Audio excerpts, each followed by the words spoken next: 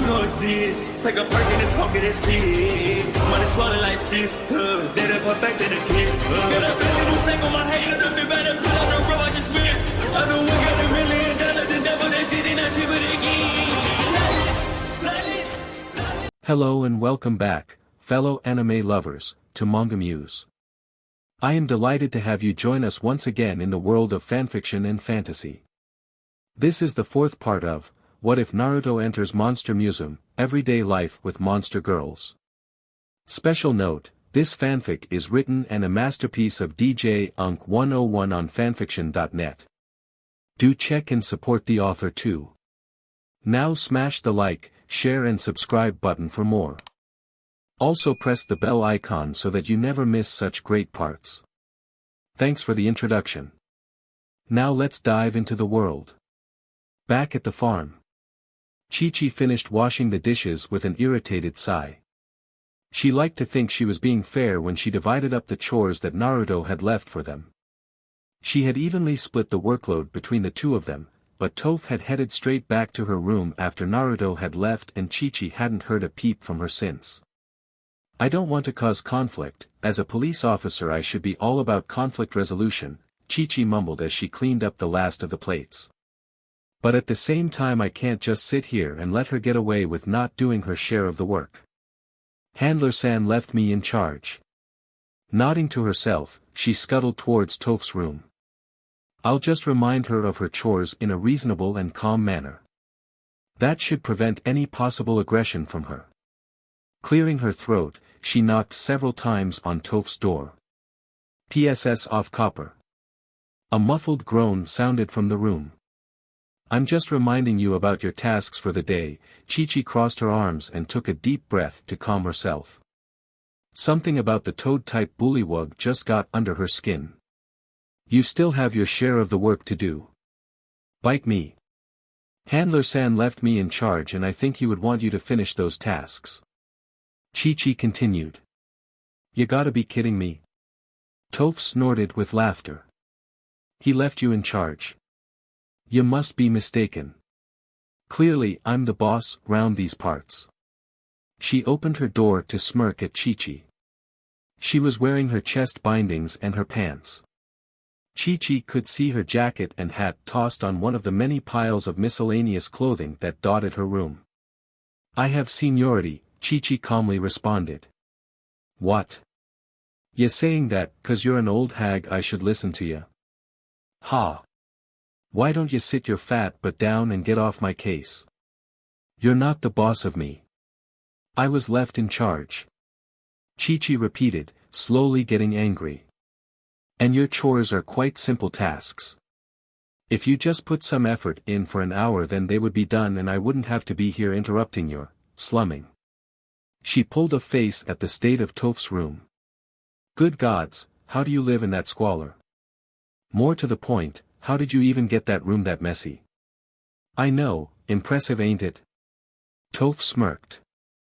I wouldn't be proud of such a mess if I were you. Chi-Chi gestured to the piles of clothing tossed around the room. It's a miracle you don't have rats in that all that. Nah, I tried but I could only get Narf to live in here. Toph sounded somewhat disappointed. Narf? Ya not seen him yet? Yo! Narf!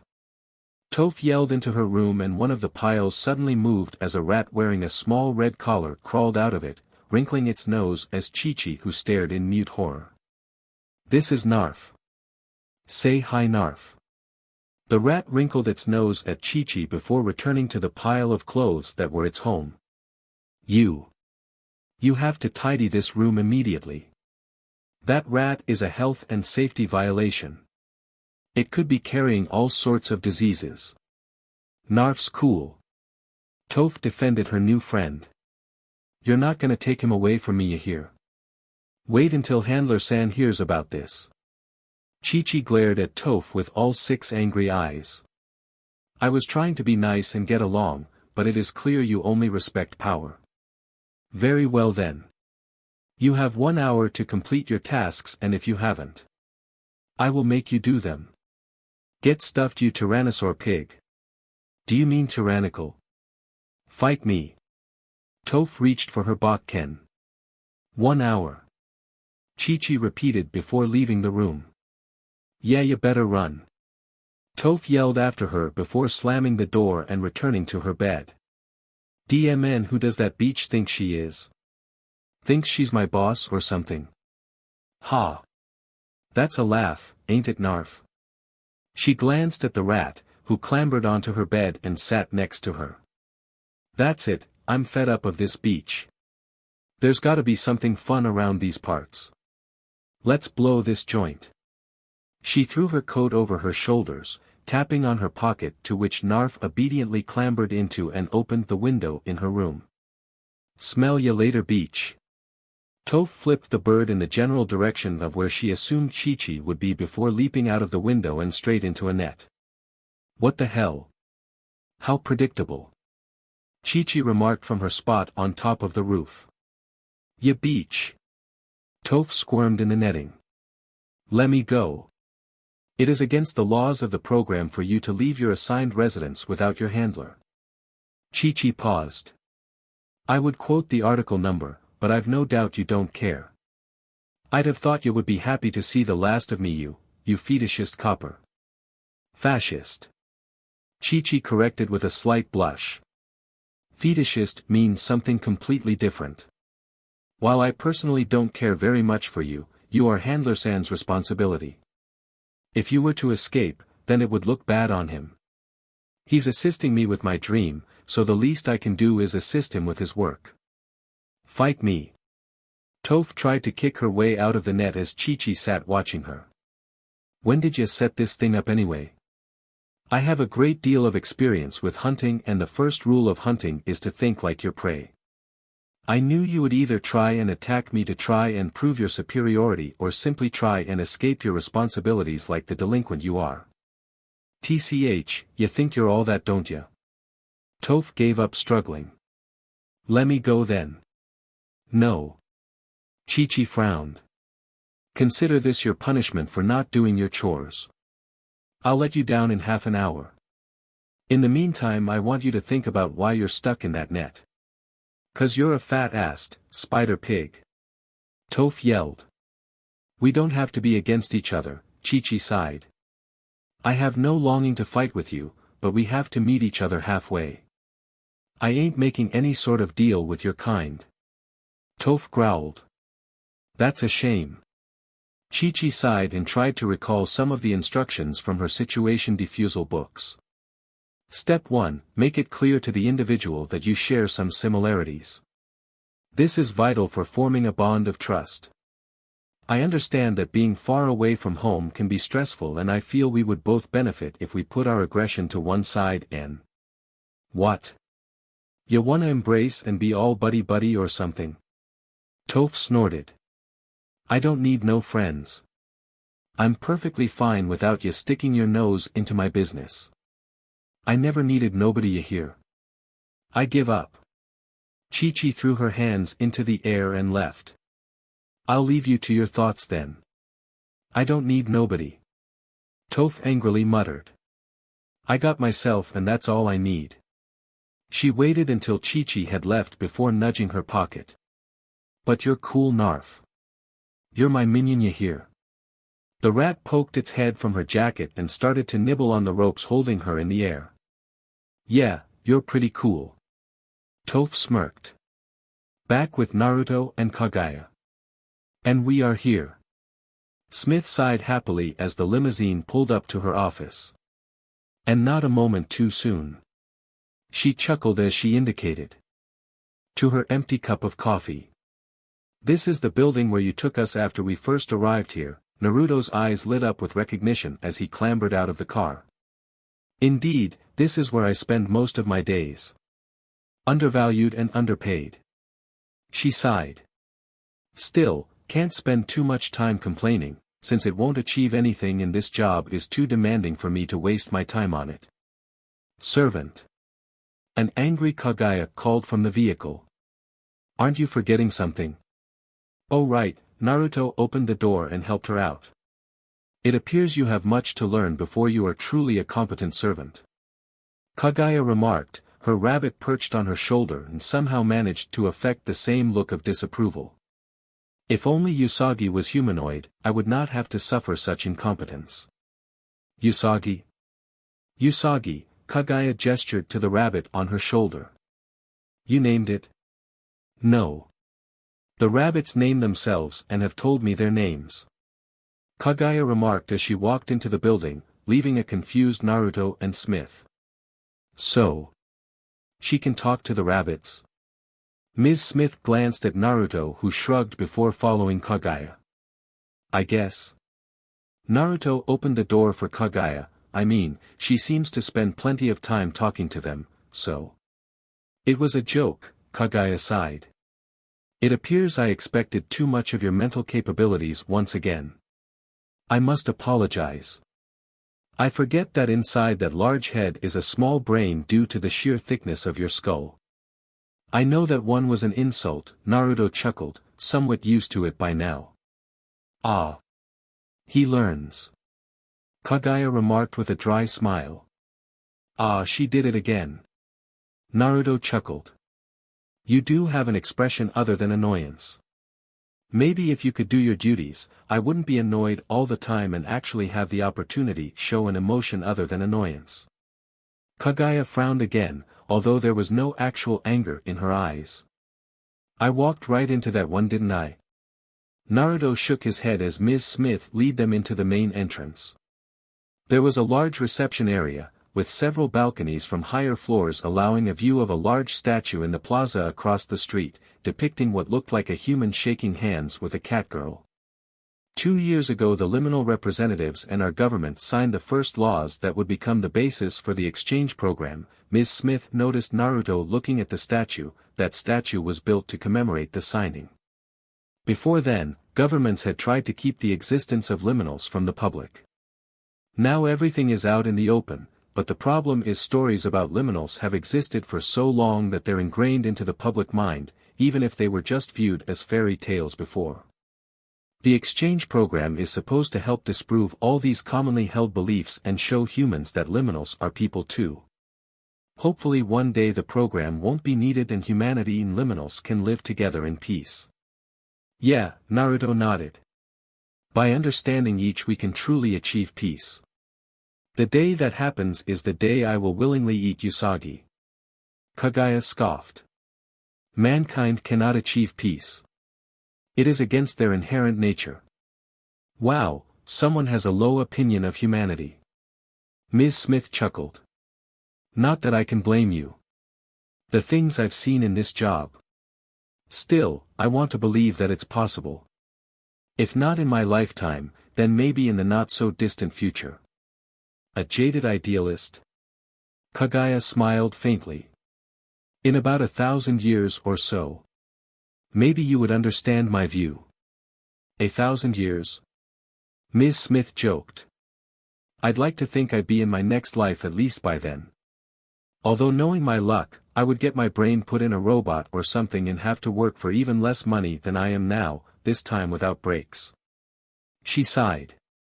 Getting back on track, let's get you to your medicals before you have me converting to nihilism. Naruto and Kagaya shared a confused expression. Basically a belief that life is a dark, bleak and pointless. This nihilism cult sounds like they get it. Kagaya nodded. No. Life is full of awesome things. Naruto protested. Like ramen and precious people. Love and happiness and stuff like that. Love and happiness, Kagaya shook her head with a wistful smile. Sometimes I envy you. Really? It must be so pleasant to be unburdened by intelligence. That was definitely an insult. Naruto paused and looked over his shoulder. Is something wrong? Smith paused in filling out some forms. Ah, I just felt like someone was watching me, Naruto laughed before returning his attention to Smith. On the balcony. He nearly saw me. Manako gasped as she leapt back from the balcony, bumping into her zombie teammate as she retreated from his sight. Ah, sorry. She bowed as she turned to face Zambina. Doppel was sitting on her hair at a table next to them. So he's here then. Zombina grinned darkly. The BSTRD who made it so we had to do all that damned paperwork without any help. He doesn't seem like a bad person. Maybe we should just ask him and he'll apologize. Manako started. No. He must be punished. Do you know I missed the slasher marathon last night? And I forgot to record it, so that's an opportunity lost forever. Zombina clenched her fist angrily. Don't you have all those films on Blu-ray anyway? Doppel inquired. Oh yeah, Zombina grinned. Collector's edition and everything. But that's not the point. He must be punished. Funny you should mention that. Doppel got out of her seat. Because I have a plan. Oh. Zombina grinned. Listen up, here's what we'll do. I'll take the form of the doctor assigned to perform this Uzumaki-san's tests and you'll be my nurse. We get to decide what tests he goes through, and we'll make them less than pleasant. Doppel smirked. Oh ho. I like the sound of this. But what about the real doctor? That's where I need you, Manako-chan. Doppel smiled. Me? Manako fidgeted. I don't know. I mean, I don't think that Uzumaki-san is a bad person, and I don't think.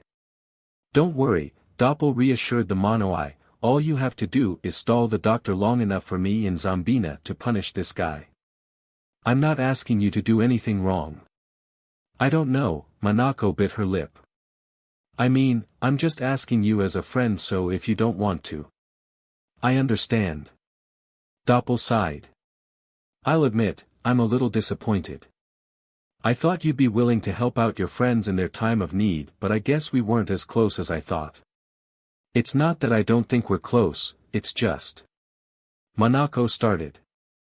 Excellent, then you know what to do. Doppel interrupted, patting Manako on the back. Come Zombina, we need to go get ready. But.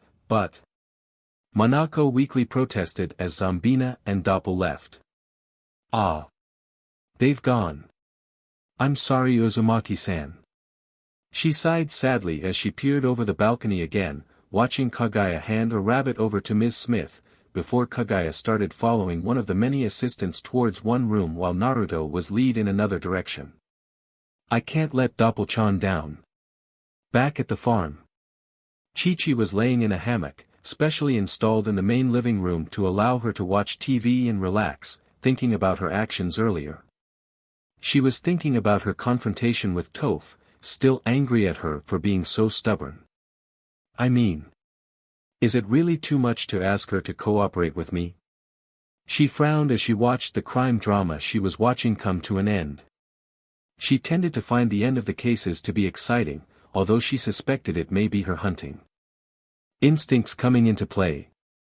That feeling when everything clicked and you knew you had your prey right where you wanted them, there were few feelings that could match it. Whether it be catching your own prey to eat or collecting all the evidence and watching a criminal go to jail, there was something about seeing your strong work pay off that appealed to Chi-Chi. Sighing in frustration, she turned the TV off and decided to check on Toph. Hopefully by now she's learned her lesson and is willing to be rational. Fat chance, Chi-Chi shook her head, freezing as she came to where the net was hanging. DMN it. The net was quite clearly empty and closer investigation revealed a small section of netting missing where the ropes had appeared to be chewed through. Clearly Toph had managed to escape from the trap, possibly by having her pet vermin chew a way out of the net for her. I don't know whether I should be impressed or annoyed at her refusal to give up. Chi-Chi sighed as she looked under the net for signs of a trail, lowering her upper body to the ground and gently brushing her hand against the floor.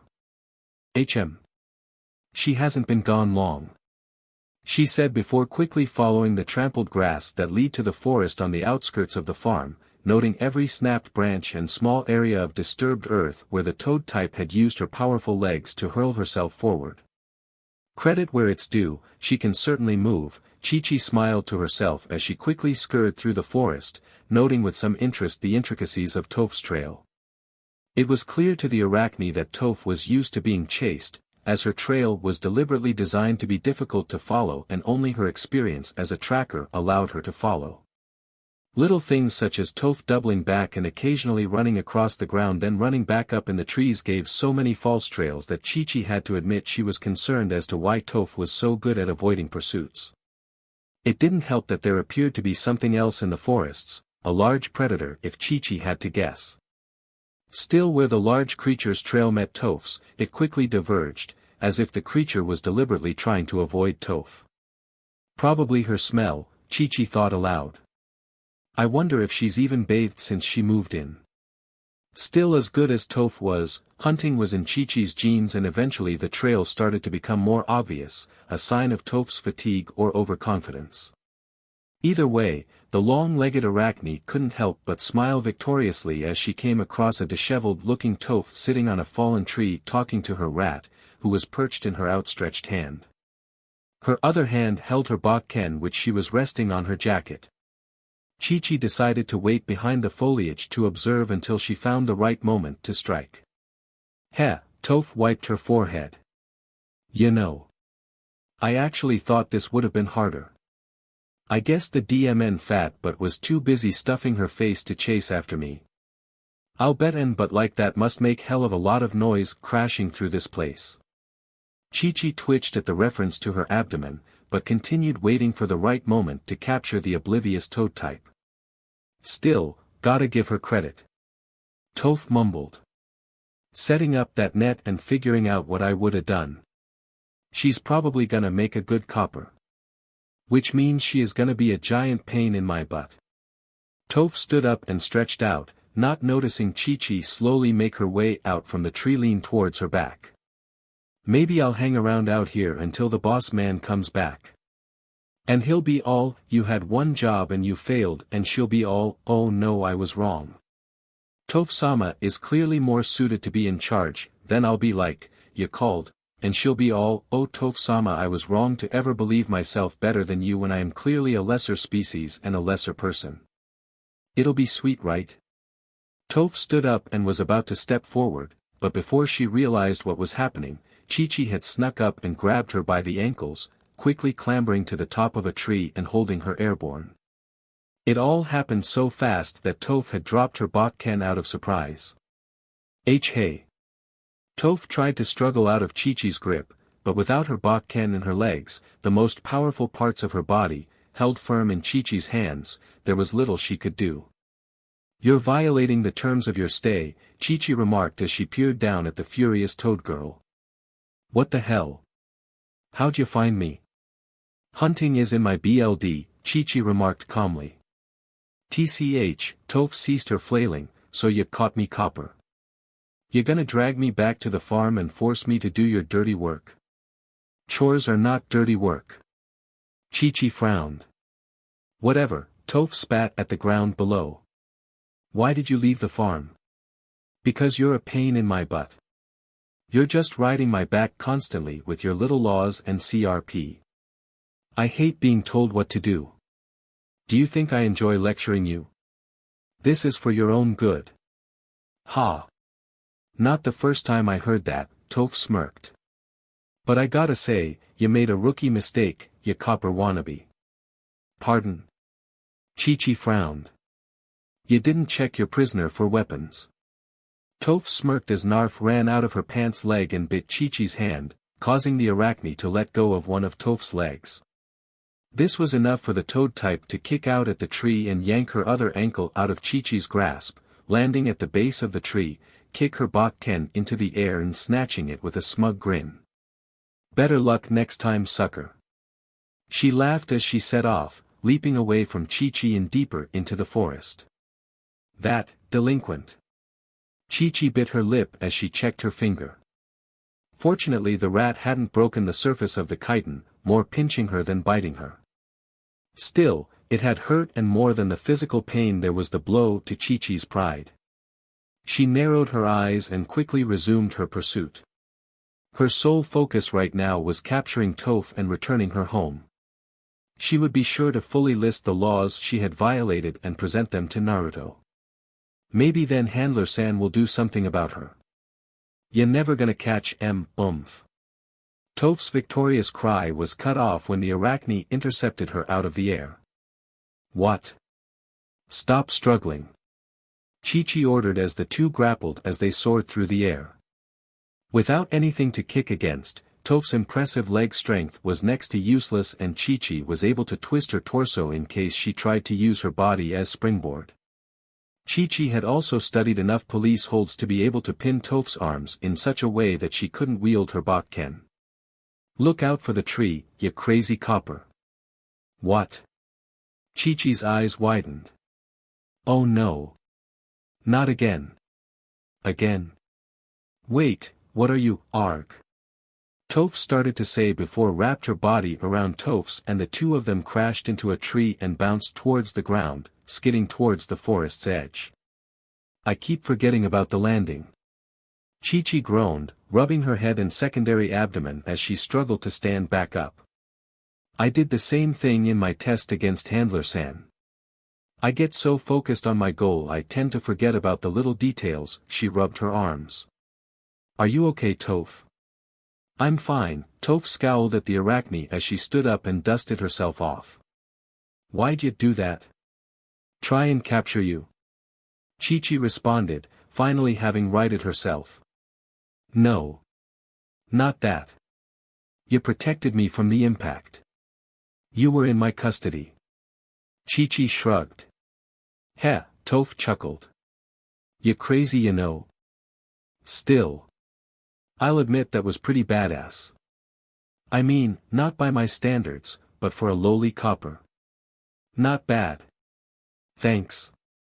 Chi-Chi brushed herself off. "Where are we?"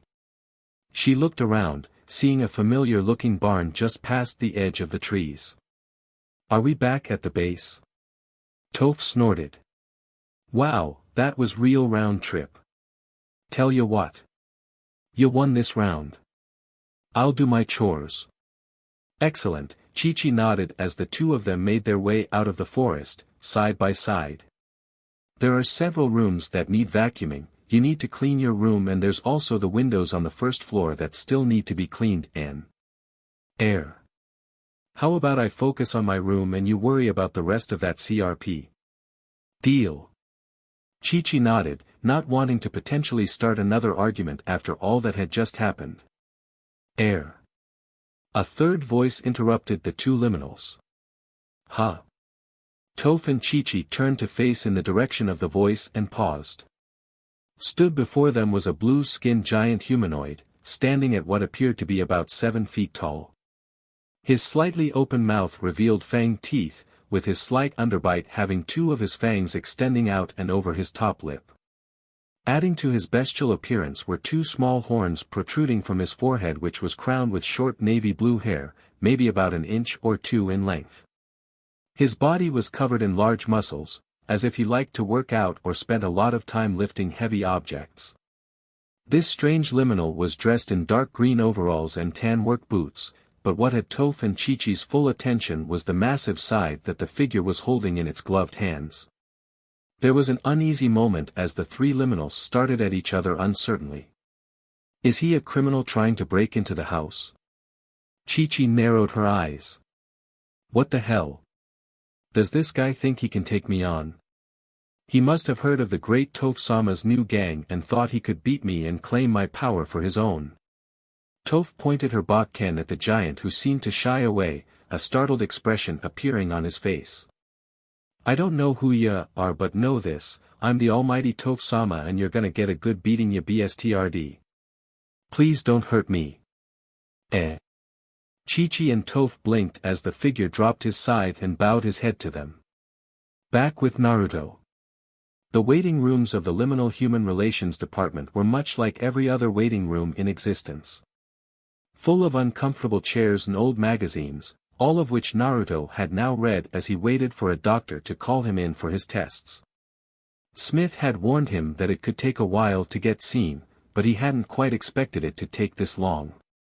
He glared angrily at the door to the doctor's office. He had been staring at the door in hopes that maybe he could somehow will the doctor to come out already. Okay, now this is just sad. You've only been here 30 minutes. It's been 2 hours since we left the farm. That's more than enough time for Toph and Chi-Chi to have destroyed it while fighting. Well, why didn't you leave any clones? I want to be able to trust them. Then why are you so worried? Besides, at least you don't have to put up with Kagaya. Imagine how bad she'll be if she's waiting in similar conditions. You're right. When am I not? Uzumaki-san. The door opened and a nurse stepped out. It was Zambina, though Naruto didn't know this, and she was wearing a pink nurse's uniform that went to her mid-thigh and had a short slit on one side. The top half of the dress seemed a bit tight on her, as it was visibly straining against her bust. She also had a pink nurse's cap with a red cross on it, white flats, and a stethoscope around her neck. Air. Naruto stood up, trying not to look at the nurse's legs. Kurama. Is it me or is that skirt really short? Maybe that's normal for this place. Ah, good point. Naruto nodded. And all the stitches. She's a nurse, right? That means she's like that Kabuto fellow. Maybe self-experimentation is just something these medical types love to do. Bachan never did anything like that. Maybe her precise chakra control is the result of an experiment she performed. Plus she has that weird regenerative ability. That's true, I guess, Naruto conceded as he was led into the doctor's office by Zambina. Inside, an elderly man stood waiting. He had a full beard that merged with his full white hair and had a kindly look to his face as he peered at Naruto. Gesturing to a seat, the doctor put his hands in his lab coat and waited for Naruto to sit down. So he's fallen for my disguise, Zambina thought as Naruto sat down in the chair. Still. I wish that Doppel-chan had found a proper nurse's uniform for me rather than this sexy dress-up version. She tugged at the bottom of the dress and glared at Doppel, who was disguised as the doctor.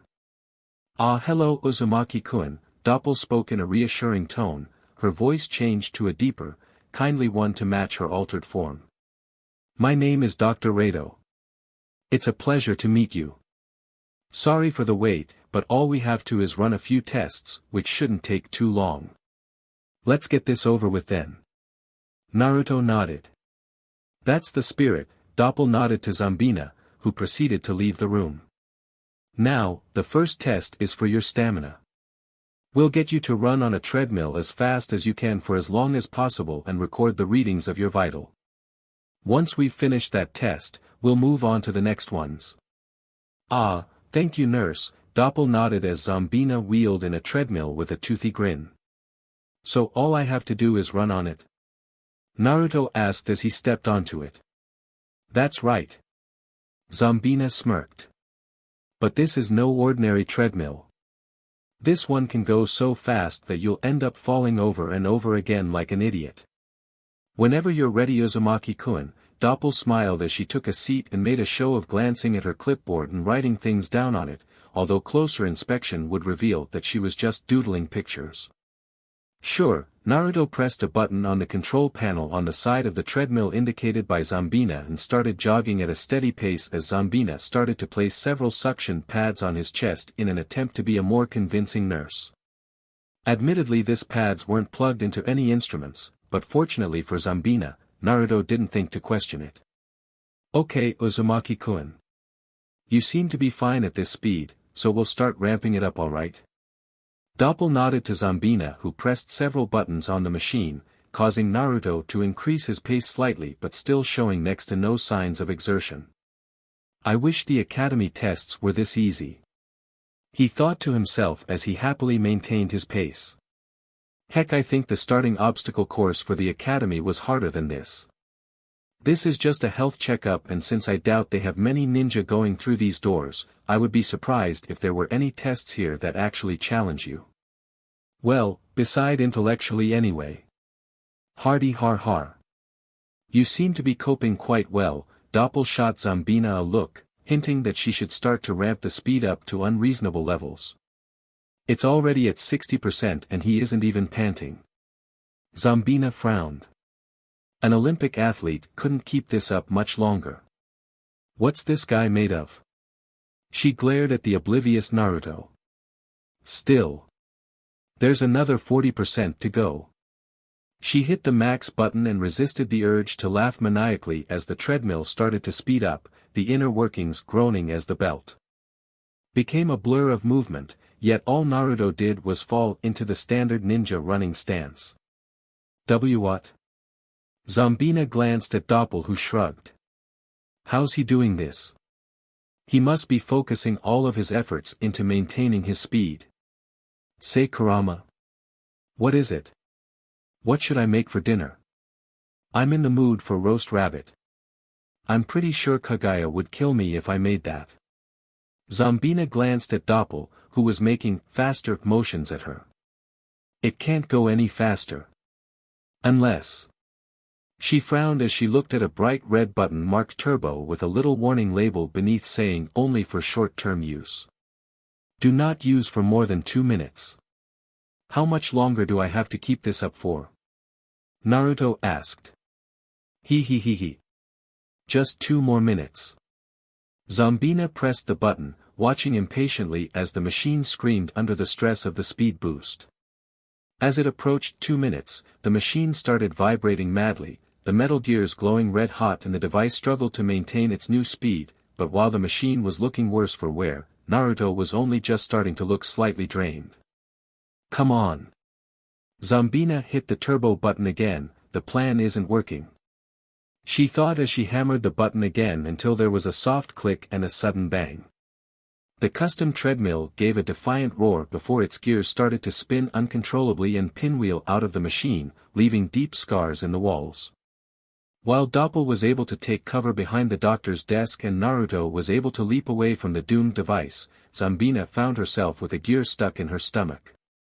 Are you alright? Naruto gestured to the red-hot gear stuck in the nurse's skin. DMN it. I'll bet I'm going to have to pay for this uniform now. Zombina wailed. Ah, what a pain. I think you have more to worry about than the uniform. Naruto blinked. The gear is impaling your stomach. Oh, this? Zombina pulled it out of herself and tossed it to one side. I'll just stitch it up a bit myself and it'll be fine until I can get someone to look at it. You do that, nurse. Doppel rubbed her forehead. So it looks like the treadmill prank didn't work. Never mind that though, we have more tests up our sleeves. Did I do something wrong? Naruto asked. Oh no, not at all, Doppel placed a hand on his shoulder. It appears this machine was just faulty. Don't mind it, we can do this test again later. Is your nurse going to be alright? Naruto looked at the door Zombina had left via, noting the considerable pool of BLD she left behind, although her BLD had a strange smell to it that Naruto's sensitive nose picked up, but he couldn't really identify. Oh, she will be fine. Doppel chuckled. Now, next we have a basic eye test.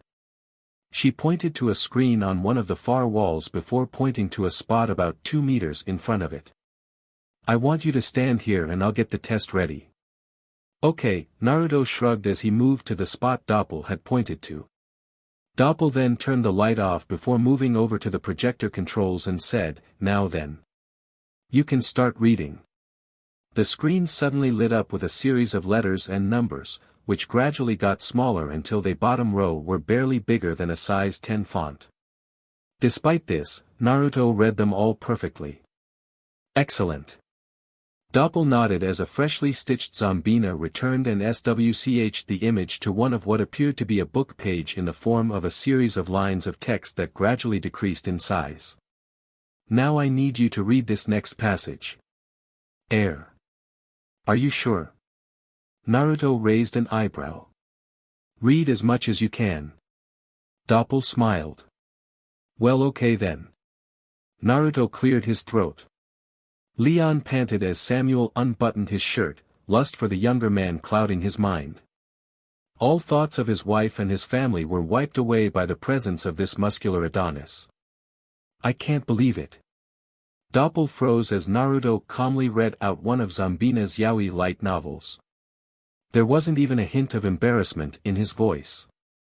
Even as the novel got more and more RTC, he seemed completely unaffected, which was more than could be said for Doppel and her nurse. She could feel her cheeks starting to burn from the intensity of her blush, and Zambina seemed to be struggling to hold off a nosebleed. And as he felt Samuel within him, he gave a groan as his seed of longing spilt forth and Garg! Zambina cried out as her fake BLD poured from her nose. No. No more. I can't. I can't take any more. That is enough. Doppel turned the lights back on and hid her blush. Wow, that brings back old memories. It was just like proofreading one of Erosenen's old books, except his were a lot more graphic, and had women in them. Naruto chuckled as Zambina and Doppel tried to calm themselves. Just one moment, Doppel excused herself and grabbed Zambina's arm before pulling her into the other room. What do we do? Doppel asked. Nothing we've done seems to be working. I have my pride as a prankster on the line here.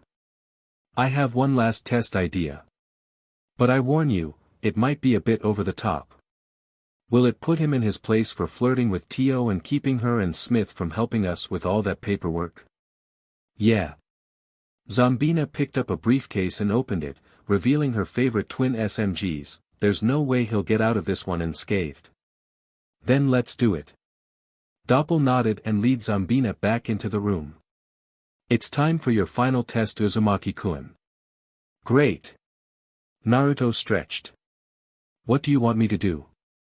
It's just a reflex test, no big deal.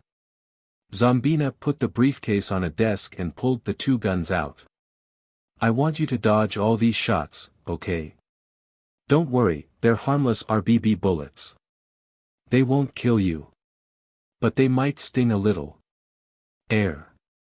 Okay. Naruto shrugged. Do you want me to hold back or show me your full potential? Zambina declared. You may be fast, but there's no way you're fast enough to dodge automatic fire. As you wish, Naruto said as he felt his golden cloak surround him. Dodge this. Zambina cackled maniacally as she pulled the triggers and started spraying the room with RBB bullets. While Zambina was in fact a crack shot, she much preferred the spray and pray approach to ranged combat, not that a more accurate firing stance would have improved her success by much. This is pretty intense for a test. Naruto scowled as the area he had been stood half a second earlier was filled by RBB bullets that proceeded to shred one of the plants in the corner of the office. As he moved, Zambina tracked his movements, although always the barest fraction of a second too slow. When the gunfire finally died down, the room was littered with shredded plant matter and smashed glass. And no way. Zambina allowed the empty clips to fall from her guns and hit the floor, landing amongst the empty casings that littered the floor around her. Not a single hit. Well, that happened. Doppel poked her head from over the top of the counter she had been using as cover. Is Smith 100% sure this guy is human? Is that everything? Naruto tilted his head. Ah, yes. Zambina stared in disbelief at the completely untouched Naruto. In fact, the only sign of that he had been shot at, besides the devastation in the room, was a slightly pinking of Naruto's face and a very slight sheen of sweat on his brow. Well, that's a relief. Naruto dropped his cloak and turned to talk to Doppel. I've never seen weapons like that before. Are they common? You've never seen a gun before? Doppel said, still disguised as Dr. Rado. Wait. I just had a genius idea. Zambina grinned, as she unbuttoned the top two buttons of her dress and reached into her cleavage. Well, then I guess it's time for your reward. Our reward? Naruto stammered as he started to blush. Here you go, she said as she pulled a flashbang grenade out and placed it in his hand, with the pin already pulled. What did you? Doppel curiously peered over Naruto's shoulder and regretted the decision almost instantly as the grenade went off, blinding Naruto and Doppel, who staggered blind and deaf by the attack. Ha ha ha. Psyche sucker.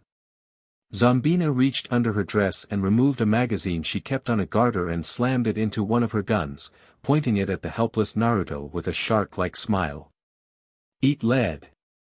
Well, RBB, but still. She pulled the trigger. Naruto. I'm sensing the intent to attack coming from the nurse. I think she's going to try something else. CRP. Aware of the danger yet completely blinded and deafened by Zambina's grenade, Naruto tried defensively rolling behind the counters that he remembered the doctor hiding behind. Unfortunately, he crashed into something and in his panic, grabbed the offending article to shield himself with. As his eyesight and hearing slowly returned, he found himself holding a naked girl. She had dark skin with white hair that traveled along most of her body, and was curiously shielding her more private areas. Sorry. He apologized to the girl, before realizing she was dazed, her eyes unfocused as she mumbled incoherently. Oops, a sheepish Zambina laughed weakly, sorry about that Doppel-chan. Doppel? Naruto glanced at the naked dark-skinned girl in his hands. What happened to the doctor? Who's she? And what the hell is going on here? He turned to the nurse, who laughed uneasily. Well. Zambina smiled, her shark-like teeth on display. I guess that means you pass. She placed her guns on the table next to the briefcase and idly kicked some of the empty casings away. Guess I kind of made a mess here, huh? And I still failed to hit you. Her voice dropped to a disappointed mutter. Is she going to be alright? Naruto lifted the dazed shape-shifter onto a desk carefully. Maybe she will, maybe she won't. I'll let you know after I've looked her over. From the doorway came a voice that until recently had been coming from the disguised Doppel as the real Dr. Rado entered the room.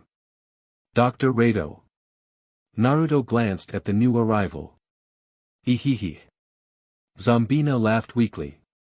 So, I can explain everything. I'm so sorry. Manako peered around his shoulder. I tried to stall him for as long as possible. Stall him? Naruto looked between the new arrivals. When he looked at the mono-eye, she shied away from his curious stare.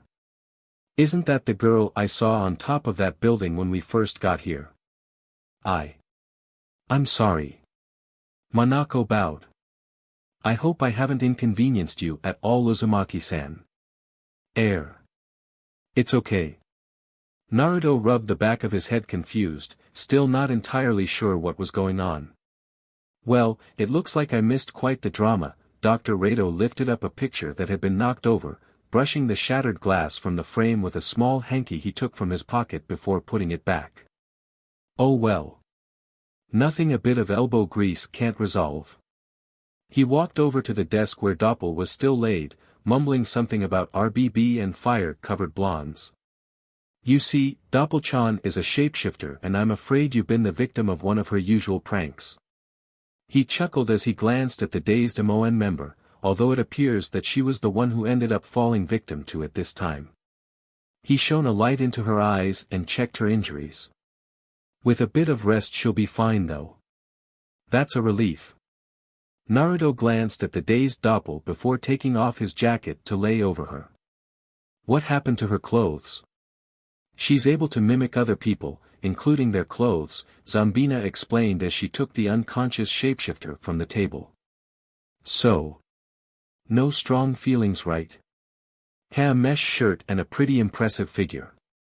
Not enough to explain how I couldn't hit him with fully automatic gunfire, but still I wouldn't mind seeing someone with that sort of figure in my books. He. She laughed darkly. Why'd you try and prank me anyway? Naruto said while inching away slightly, feeling unnerved by the strange look in Zambina's eyes. Oh, just a little friendly payback for saddling us with all the paperwork while you and Tio made googly eyes at each other. She snorted with disgust. Googly. What? Naruto blinked. You know, flirting and all that CRP. Zambina waved her arm dismissively. Saying you wanted her to live with you and all that stuff. Flirting? I wasn't flirting with anybody. Naruto protested. I was just being polite. Oh. Zambina's face lit up. So it looks like Smith played us both for fools. Her lack of anger suggested this wasn't the first time, nor would it be the last time, that Smith got one over her. Still, it was kind of nice to meet you. I'd heard stuff from the others, but to meet you in person was an experience.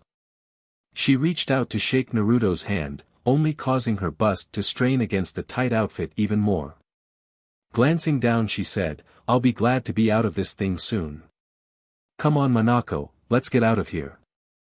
Alright, Manako helped her carry the dazed doppel from the room, pausing only to repeatedly apologize to Naruto.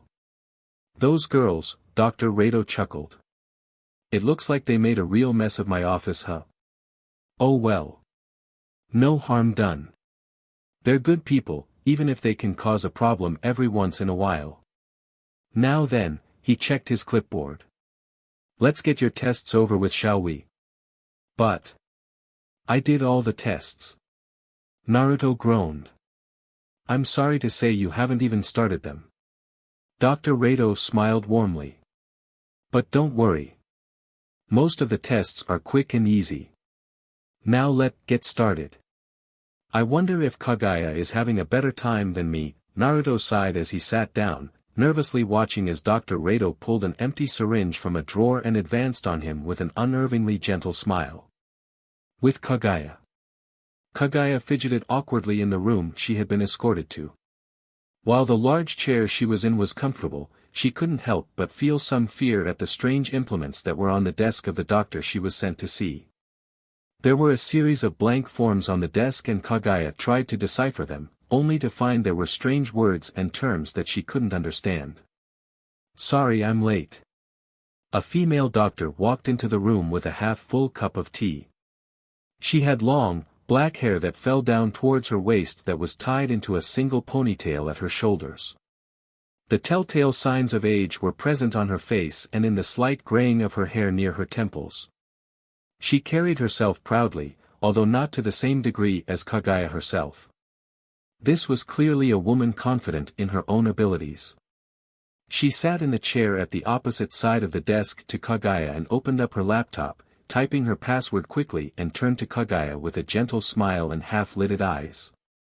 It appears the system is running slowly again. Oh well.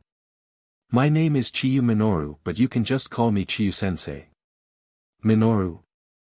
Kagaya frowned. That name sounds familiar. Maybe you heard my name previously. Chiyu smiled as she pulled a notepad from her lab coat. I'm this department's head doctor for dealing with liminals such as yourself.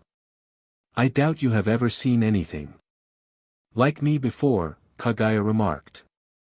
Indeed, your initial DNA tests were quite unusual. Chiyu chuckled.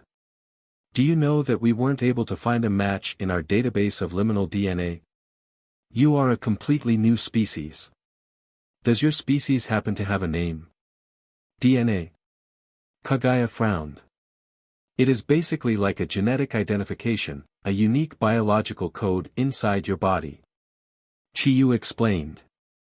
With it you can prove the parenthood of a person as well as if they are a parent to someone else. Think of it as a sort of natural barcode. Barcode? Kagaya frowned. Oh my, Chiyu frowned. I guess you could say it's unique to you but shares similarities with anyone who is related to you. The stronger the relation, the more in common you would have. This ID is basically in your very BLD. I see. Kagaya frowned. So about your species? Chiyu prompted. Must I answer? Kagaya frowned. My servant informed me this was a health checkup, although I assure you my health is unquestionably perfect. Your servant? That'd be your handler Uzumaki-san, I assume. That sounds familiar, so that's likely it. His name is rather stupid, and I haven't bothered to memorize it. Kagaya nodded. Chiyu decided to take that as a yes and decided to continue. Well, back to your question, you don't have to answer anything, but it would help things go a lot quicker if you were cooperative. Very well then. It is my duty as a noble to enlighten the uncultured masses, I suppose. My species? Kagaya frowned softly. My people never really had a name for what we were. If I had to give a name, I suppose Otsutsuki would be appropriate. The locals used to refer to me as a goddess, if that helps. Not really. Chiyu scribbled something illegible in her notepad. Are there many Otsutsuki? There used to be a few, although I didn't really get along with them. Kagaya shrugged. I see. Chiyu paused. And how did that make you feel? These don't sound like health questions, Kagaya frowned. Sorry, I also do psychological profiling to check that a candidate is healthy in mind and body. Ms. Smith has signed you off on the mental assessment, but old habits die strong. She chuckled.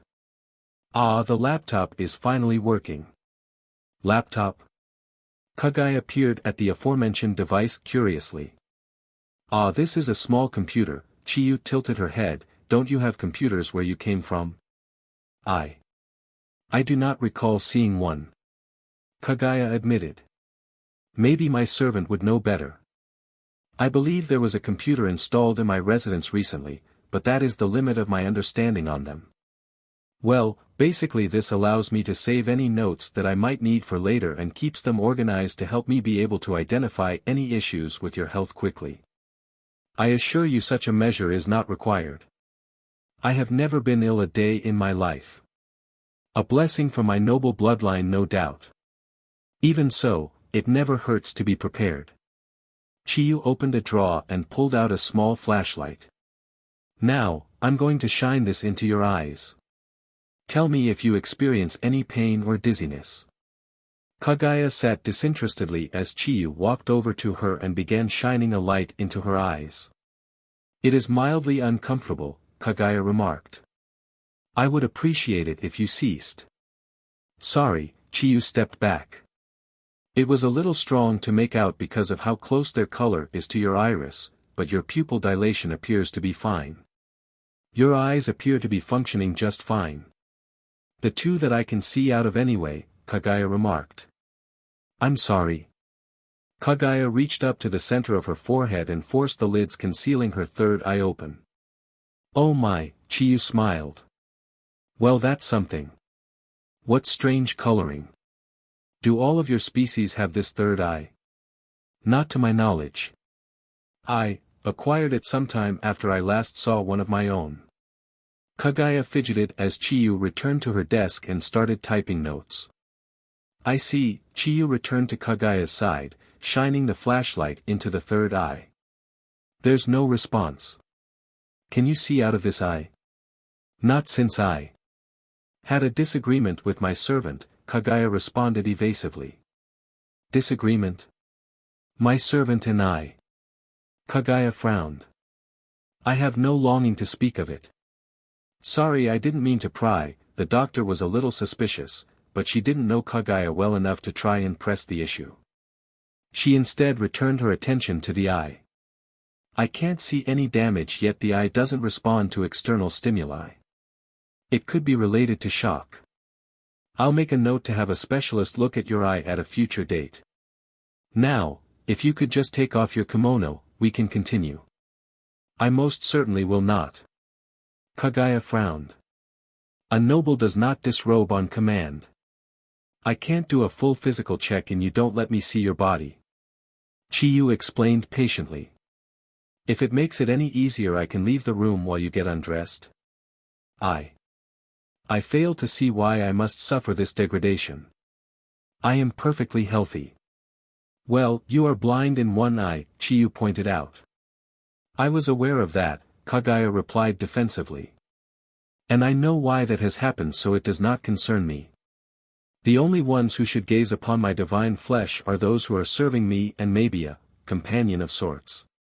She finished with a faint dusting of a blush on her cheeks. Okay, the doctor chuckled. Well, just consider me a servant. Doctors are servants to their patients in a way, I suppose. That, That does sound plausible, Kagaya nodded. I did once have an alchemist who was under my employ. Very well. Kagaya stood up from her chair. I may require some assistance. She admitted as she started to remove her kimono with her one hand. Of course, Chiyu smiled as she helped the former goddess disrobe. Your skin is quite appealing. No damage at all. As is expected of one of noble Brth. Kagaya remarked with a hint of pride. Let me see. She looked at the smooth shoulder where left Kagaya's arm should have been. Even here there's no sign of damage. If you don't mind asking, were you born with one arm? There's no sign of damage and the shoulder looks like there was never any arm at all. In fact, the only reason I assumed there had been an arm here was the fact your kimono has 2 sleeves. I was indeed born with 2 arms, Kagaya testily replied. As I mentioned, I was the paragon of perfect health from my Brth. How did you lose your arm if you don't mind me asking?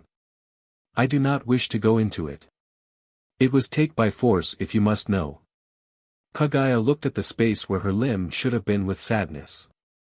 Its loss is a constant reminder of my failure and an ever-present weakness.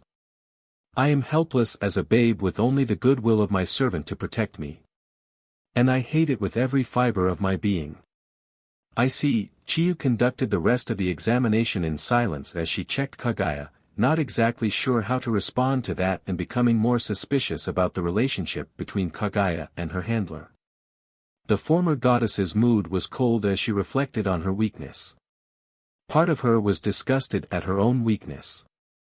It was her duty to appear in control so her servants felt assured, yet here she was sulking like a little child. There were worse fates, oh she knew that. When a princess of an opposing force was captured, they were seldom treated as kindly as she was. Though in her darker moments she might think it, she knew she was no prisoner. If she wanted to, she could leave and her servant would probably let her.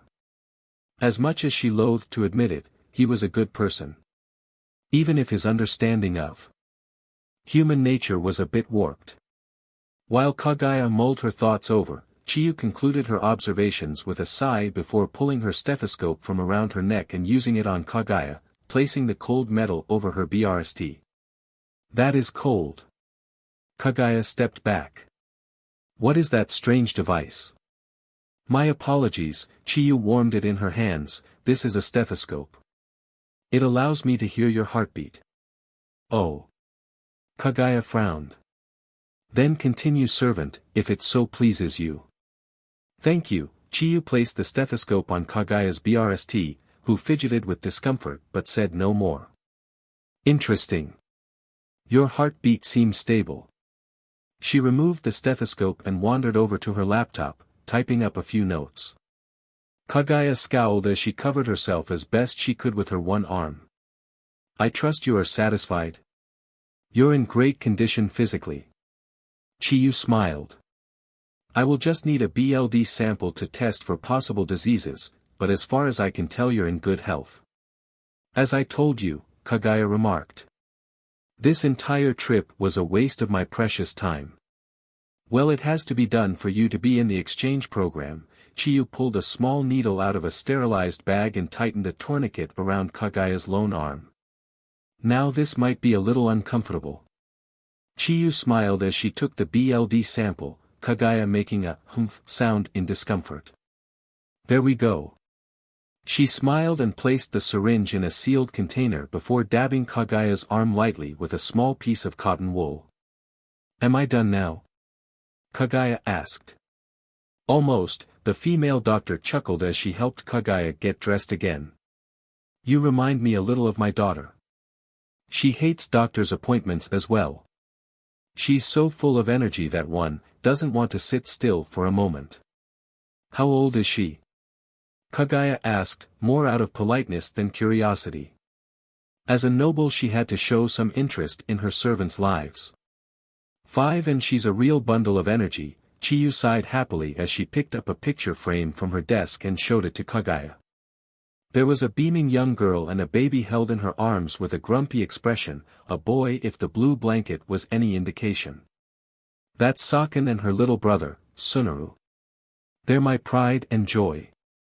I know that feeling, Kagaya smiled softly. Oh, you have children? Chiyu blinked. I would never have guessed. You have no stretch marks or any other signs of childbirth on your body. Had. Kagaya's tone went sad. I'm so sorry, Chiyu frowned.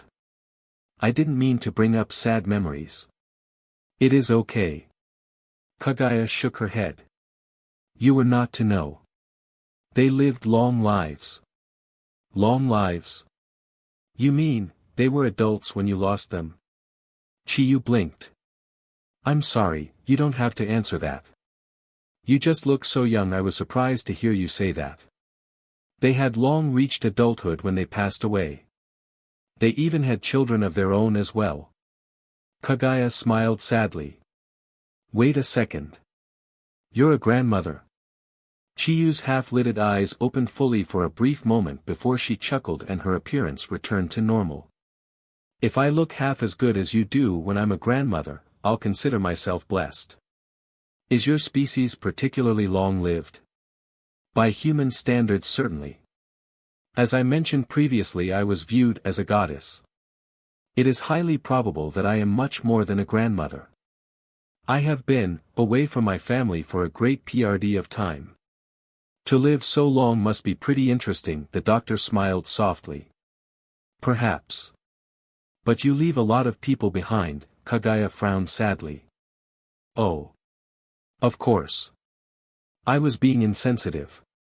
Chiyu bowed her head in an apology. Was the father of your children human? Father? Kagaya frowned. That is to say. That is none of your business. She looked away, a mixture of anger and embarrassment on her face.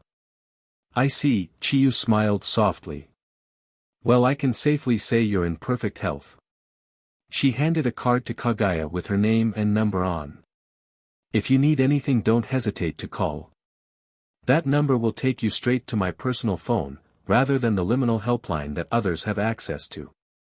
It sounds like you could do with someone to unload your stress onto and, well, like I said, I have some training in healing psychological wounds. If anything happens, let me know. I won't pretend to understand what you are going through, but I can assure you I will try to help you. Chiyu then continued internally, and maybe I can find out more about this Uzumaki-san and what kind disagreement could lead to a person going blind in one eye. As a medical professional and an employee of the exchange program, I can't just leave that be. Maybe I'll ask Ken-kun to investigate a little if he ever has to deliver there again.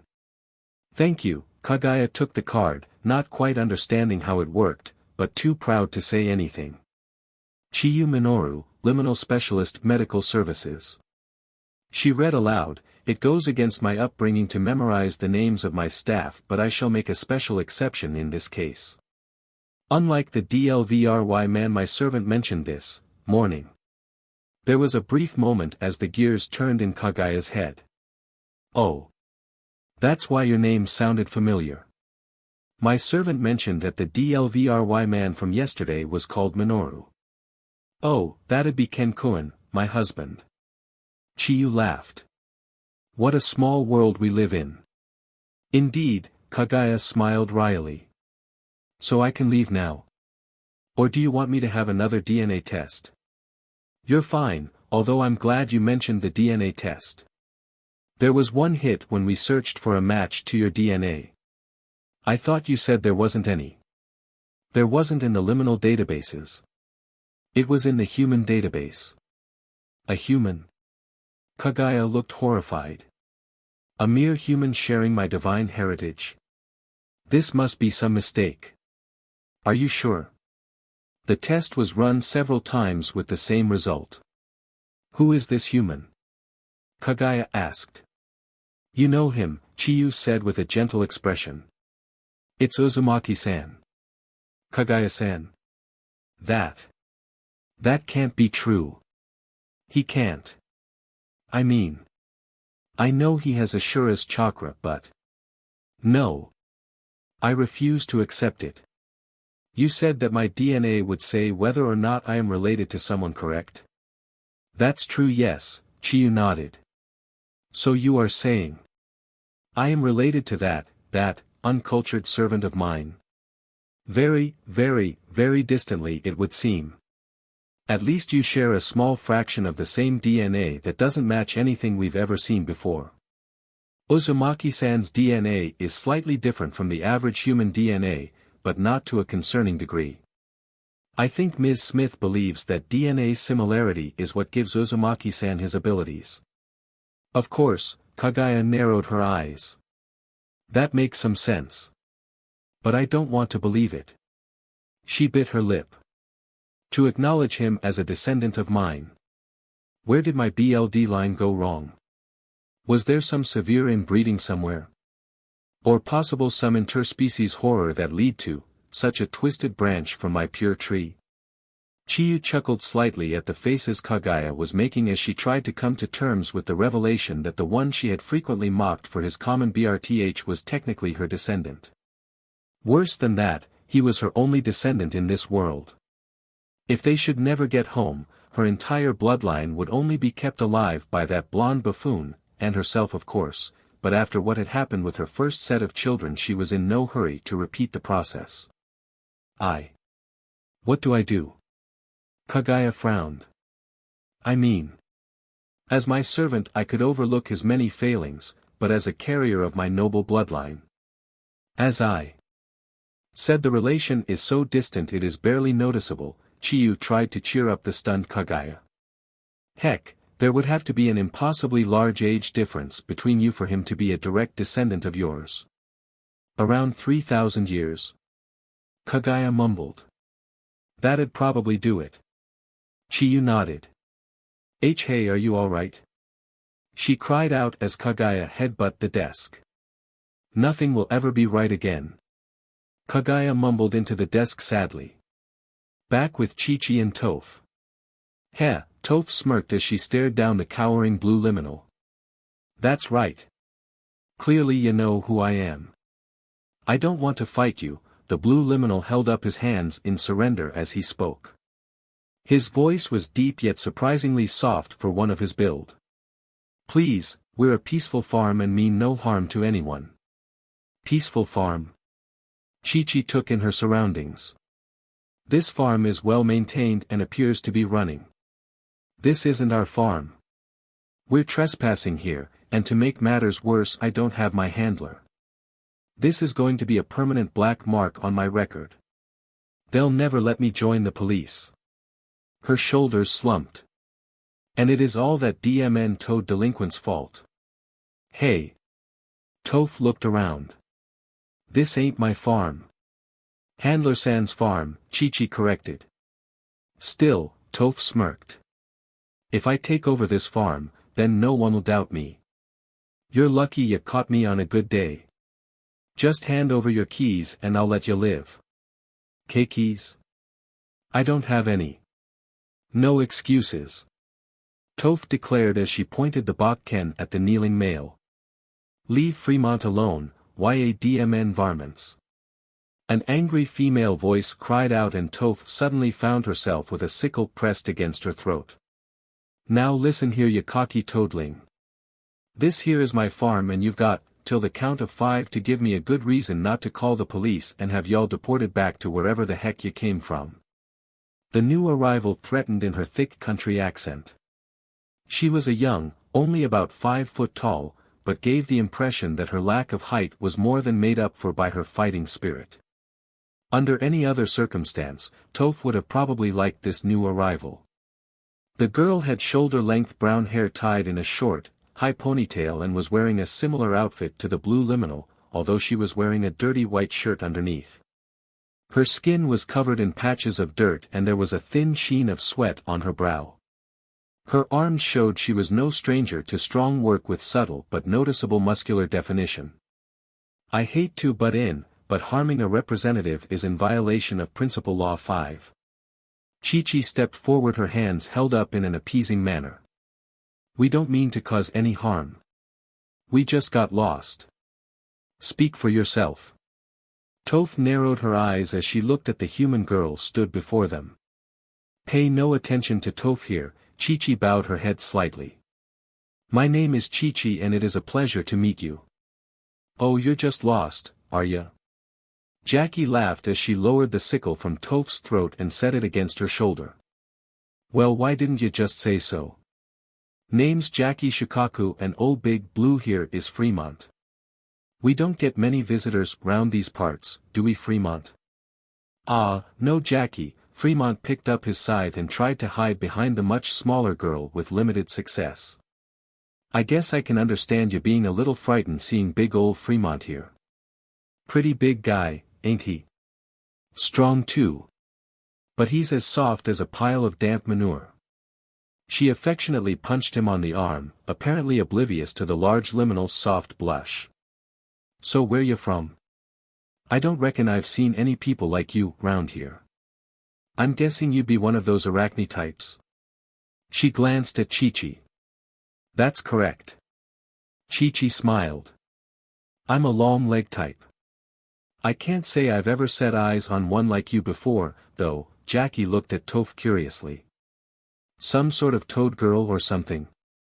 Or something. What's the big guy? Toph cracked her knuckles and tried to intimidate Fremont, until Chi-Chi dragged her away. Oh, Fremont, here's a troll. You never seen one before? Jackie laughed. I can't speak for all of them, but the big lump here's got a heart of gold. Pleased to meet you. I hope I didn't scare you too much. Fremont smiled softly. Faye, Toph snorted. You think I'm scared of a big heap like you? You're just a bigger target to hit. Anyway, Chi-Chi shot Toph a warning glare. We should be making our way back home. I can't apologize enough for this one's behavior. Fight me. Toph yelled. So where you from? Jackie chuckled. As far as I can recall, there ain't no places nearby that you could be from. I reckoning you must from the big city, right? Actually, we're from a nearby farm, Chi-Chi explained. Yeah, it's my farm, Toph pointed at herself smugly.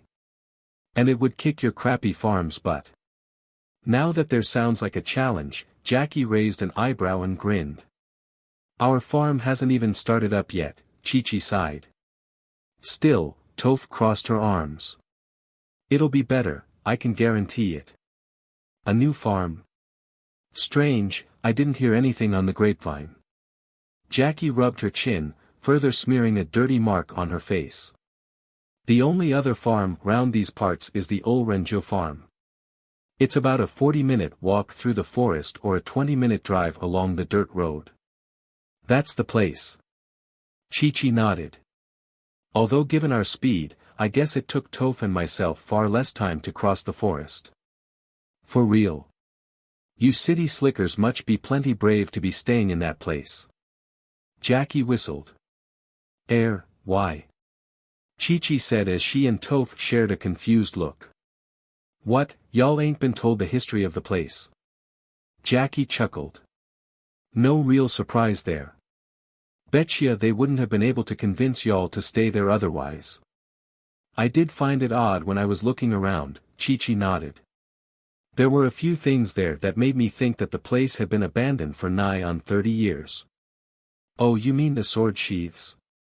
Toph pulled out the box of condoms from her pocket, having not gotten rid of them yet, resulting in a blush on Chi-Chi and Fremont's face and a loud body laugh from Jackie. That's one name for them. Jackie snorted much to Toph's confusion. Anyway, where was I? Oh yes, it was 'bout 30 years back that it happened. My pa was the one who told me the tale when I was a youngin'. You see, there was this guy by the name of Tawakura Renjo, an eccentric sort of guy he was. My pa had a few talks with him, said he was nice enough but a bit too determined, you know. Like if he wanted something, he would go all out to get it. This case what he wanted was a farm.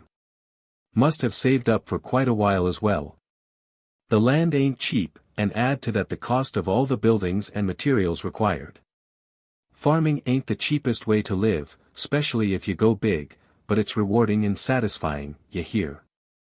Poor guy blew his load on constructing the buildings and couldn't afford the LBR.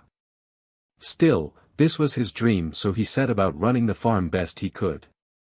Occasionally my pa would lend him a hand, all neighborly like. Until that fateful day. What happened? Chi-Chi's inner detective senses were buzzing. Was it a murder? Well, no one rightly knows. Jackie shrugged. It was a full moon, sort of like the one we're expecting tonight.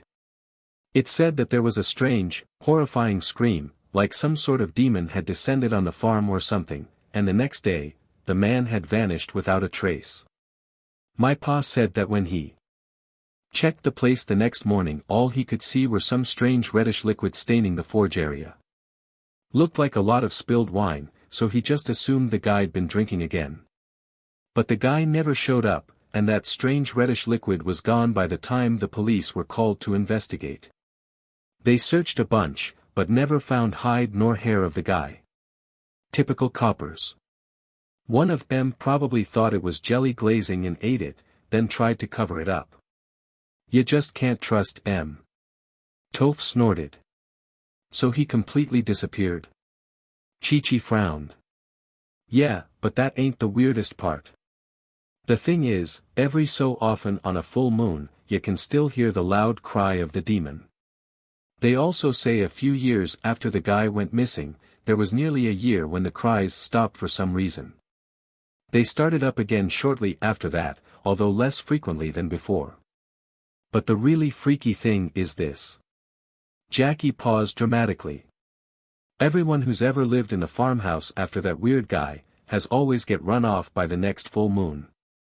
They complained of ghostly figures chasing them out and a strange ooze seeping through the cracks in the floorboards and trying to suffocate them. About 15 years ago, they sold the land to the government, who they tried to bulldoze it, but all the vehicles would mysteriously fall apart, and people were getting so jumpy that they just abandoned the project and left it to rot. Shame really, it's some really nice land. The most recent case was a few months back. Some drifters settled there, but they left in an awful hurry. I reckon they saw something that spooked them like the rest. So you're trying to tell me that the farm is haunted? Toph snorted. Ha! You must be joking. We haven't noticed anything odd. Chi-Chi frowned. Well, that's the story. Jackie shrugged. Even if it ain't true, I'm not sure I'd want to take the risk. Not even with the big guy on my side. She patted Fremont on his arm. I wouldn't let anything harm you. The blue troll declared. Oh, isn't he sweet? He's like my best friend and bodyguard all in one. Ah, yes. Fremont slumped over. Your best friend, of course. He kicked at the dirt sadly. But don't let them tales of horror scare y'all. Jackie laughed. I don't know how many of those stories are true and how many are just superstition. Oh, of course, Chi-Chi nodded. I am sure there's a perfectly rational explanation for the disappearances and the ghosts. I'd like to see some ghosts try and scare me off, Toph puffed out her chest. I'll give them a real pounding. She rested her bakken on her shoulder. And how exactly are you planning to fight a ghost? Jackie asked. Far as I know, they ain't solid. You need special tools to fight them. That's a point. Toph's eyes widened. They are incorrigible. I can't just punch them. Incorporeal, Chi-Chi corrected. And ghosts don't exist. Yeah, I'm sure everything will be fine. I reckon the old guy just got another dream and went off and chased it, abandoning the farm. From what my pa said, that's the kind of guy that he was. As for the rest. The mind plays funny tricks on ya. Jackie looked up at the sky. Still, I reckon you might want to be getting back home soon. The sun is on its way down and it'll be dark. You don't want to be fumbling through that forest in the dark. Ghosts or not, there be some hungry buggers in that forest. She's right, we should get back. No doubt Handler San is home. Chi-Chi frowned. Why yeah, Toph nodded. Let's get back then.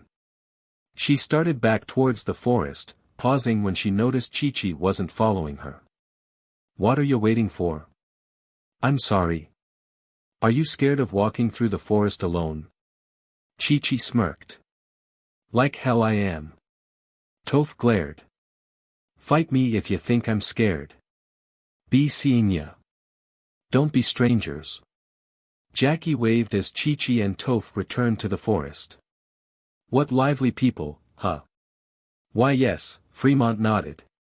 Ah well, Jackie stretched out, making her overalls hug her body in a way that made Fremont quickly look away with a blush. Hey. You okay over there, big guy? I'm fine. Fremont mumbled uncomfortably. Looks like you still have a fair bit of work to do and the day's light is nearly gone. Guess I'll have to help you out. She bent over to look at some of the crops. You gonna help me or just gonna stand there looking? Ah. Sorry, Fremont looked away from her rear and joined his handler in harvesting the crops. While Fremont and Jackie got to work, Chi-Chi and Toph were following the trail had left with their chase back to the house. I'm not scared, Toph remarked more to herself than to Chi-Chi. Every shadow seemed to be far more menacing now, as if something was hidden within them, glaring at her and waiting for just the right moment to strike and take her down. She gripped the Bakken strong and tried to convince herself that ghosts weren't real. Chi-Chi, while looking calm and composed, was just as jumpy as her toad-type acquaintance. What could make a man disappear without a trace? A strange liminal perhaps? Or maybe some sort of murderer? And they prevented anyone from staying long enough to discover the truth. She shivered. I must inform Handler-san. If there is a danger to us we must be prepared. Maybe I could even catch the person responsible. In fact, it is my duty as a future police officer to catch the person responsible for chasing people out of the farm. Essay. Toph looked around nervously. Yes. Chi-Chi looked at Toph, noting the edgy nature of the toad type. Are you alright? I'm fine. Toph snapped. But, you don't think there's any truth to what they were saying, do ya? About ghosts? Chi-Chi shook her head. I severely doubt it's that. Yeah, you're right, Toph let out a breath she hadn't realized she'd been holding. At least I hope not, Chi-Chi mumbled. I mean, how do you arrest a ghost? I think you got your priorities messed up, Toph shook her head. But, thanks. What for? It doesn't matter, Toph grumbled. The two continued walking through the forest in relative silence. There was a haunting beauty about the forest as the sun began to set. The low light was causing Chi-Chi some difficulty in finding their trail, much to Toph's displeasure. She found herself longing to have the solid walls of her home around her. What's taking so long, DMN? Toph looked around nervously. Something else has been here. Chi-Chi looked around worriedly. Something big. It makes it a little harder to follow our trail. Big?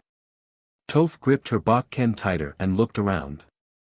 I wouldn't worry too much, Chi-Chi looked at the toad type. I noticed its trail when I was tracking you. It isn't uncommon for bears to live in areas like this. Bears? Toph blinked. I wouldn't worry too much, Chi-Chi smiled at Toph's nervousness. So long as we don't drop our guard we're more than capable of escaping. Escaping? Toph puffed up her chest. I'm gonna sock it right between the eyes. These are my woods. Nobody threatens me on my own turf. She pointed her Bakken into the forest. Come on then. I'll turn ya into a rug. I would advise against yelling unless you want to actually attract the bear. Chi-Chi remarked, annoyed at Toph's irrational outburst. Well, that's fine by me. Toph declared. If this bear wants to live on my turf it had better be prepared to fight. There's only room for one boss around here. Wouldn't that be Handler-san? Chich asked as she rubbed her temples, her patience with Toph's antics starting to wear thin. The Arachne felt like she had spent the entire day dealing with the toad-type's selfish behavior and was starting to seriously consider abandoning her. "Well, Toph faltered. "I mean, seeing as he did defeat you." Chi-Chi continued. That's not true. I just let him win, you see. He's only a weak human, even if he does have strange powers." "If you say so," Chi-Chi remarked bluntly. "She's just like a child, never willing to admit that she is wrong. What kind of parents could raise such a troublesome girl?" "Hey! You wanna fight? I won't have to go easy on you." Toph pointed her botken at Chi-Chi. "If you attack me, I will defend myself. The laws are very clear that the main priority is the safety of those participating in the program, handler or guest." Chi-Chi pulled a collapsing baton from a utility belt wrapped around her humanoid waist. "The law clearly states that if my life's in danger, I can take steps to protect myself against the threat. I'm tired of your selfish outbursts, so please either grow up or shut up while I try and find our way back home, which I would remind you that I wouldn't need to do if you hadn't run off like a spoiled child in the first place. How is this my fault? How is it not?" Chi-Chi shot her a warning look. "Now be silent. Make me." Toph snorted. "I should knock ya out for disrespecting me like that. Try it, see what happens." The long-legged Arachne's patience finally started to wear out. "That a threat?" "Of course not." Chi-Chi spoke calmly, although there was an edge to her voice that gave away her fury, merely stating, "Should you taken hostile actions against me, I may be forced to break your legs in order to ensure my own safety. I am sure Handler-san would understand." "Oh, you're just asking for a beatdown now. You fat butt." Toph yelled. "I am the perfect size for my species," Chi-Chi retorted defensively. "Not that a delinquent frog such as yourself would know that. I'll bet you can't even read. Are you calling me a frog? I'm gonna kill ya." Toph leapt at Chi-Chi, swngng her botken furiously, which Chi-Chi parried with her baton. "I ain't no stinking, slimy butt frog." The two pushed their weight against each other, trying to push the other one back from their weapon lock. While Chi-Chi had the weight advantage, Toph's more powerful leg muscles did well to negate that, and the two struggled to overpower each other. "What am I even doing? I've let her get under my skin again, and now it's gotten out of control. I need to settle down so we can get home. Hopefully, if Handler-san's already gotten back with Kagaya, he won't be too mad." Just as Chi-Chi started to force Toph back, she suddenly shook her head and leapt backwards. "What? You had enough?" Toph was puffing lightly with a defiant look on her face. "I." Chi-Chi rubbed her temples with her free hand. "I'm sorry. That was unprofessional of me. I shouldn't have let you get to me. As a police officer, I should expect much worse." She started taking deep breaths to calm herself. Toph didn't understand what was going on. First the copper was all raring to go, and now she was backing down. "I shouldn't have said that. I don't know what is coming over me." Chi-Chi bowed her head. "That was a deliberate insult to rile you up, which violates Article." "Wait a second," Toph scoffed. "If you lost your appetite for a knuckle sandwich, then just say it and stop hiding behind your stupid laws." She lowered her botken and tried not to look too relieved. For all her bluster, she wasn't entirely sure she could take Chi-Chi if she got serious. Her previous skirmishes with the Arachne had all ended poorly for the toad type. "Still, I can't blame you for losing the stomach to fight. Seeing that you had to fight the great Toph-sama and all. I accept your surrender. I live by those laws," Chi-Chi remarked with a scowl at Toph's casual dismissal of her way of life. "Still, I acted like a child rather than a potential police cadet. I guess you always seem to get under my skin, and what with it being a full moon and all, that wasn't be helping either of us."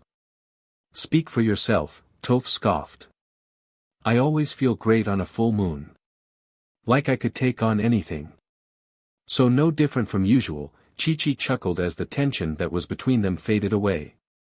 You know it. Toph shivered as the air started to cool. Maybe we should head back to the farm now. I suppose we're lucky that our disagreement didn't attract the bear. Chi-Chi sighed. Or the ghost thing. Toph added. Not that ghosts are real though. Of course not. It was probably just a serial murderer or something. Chi-Chi paused.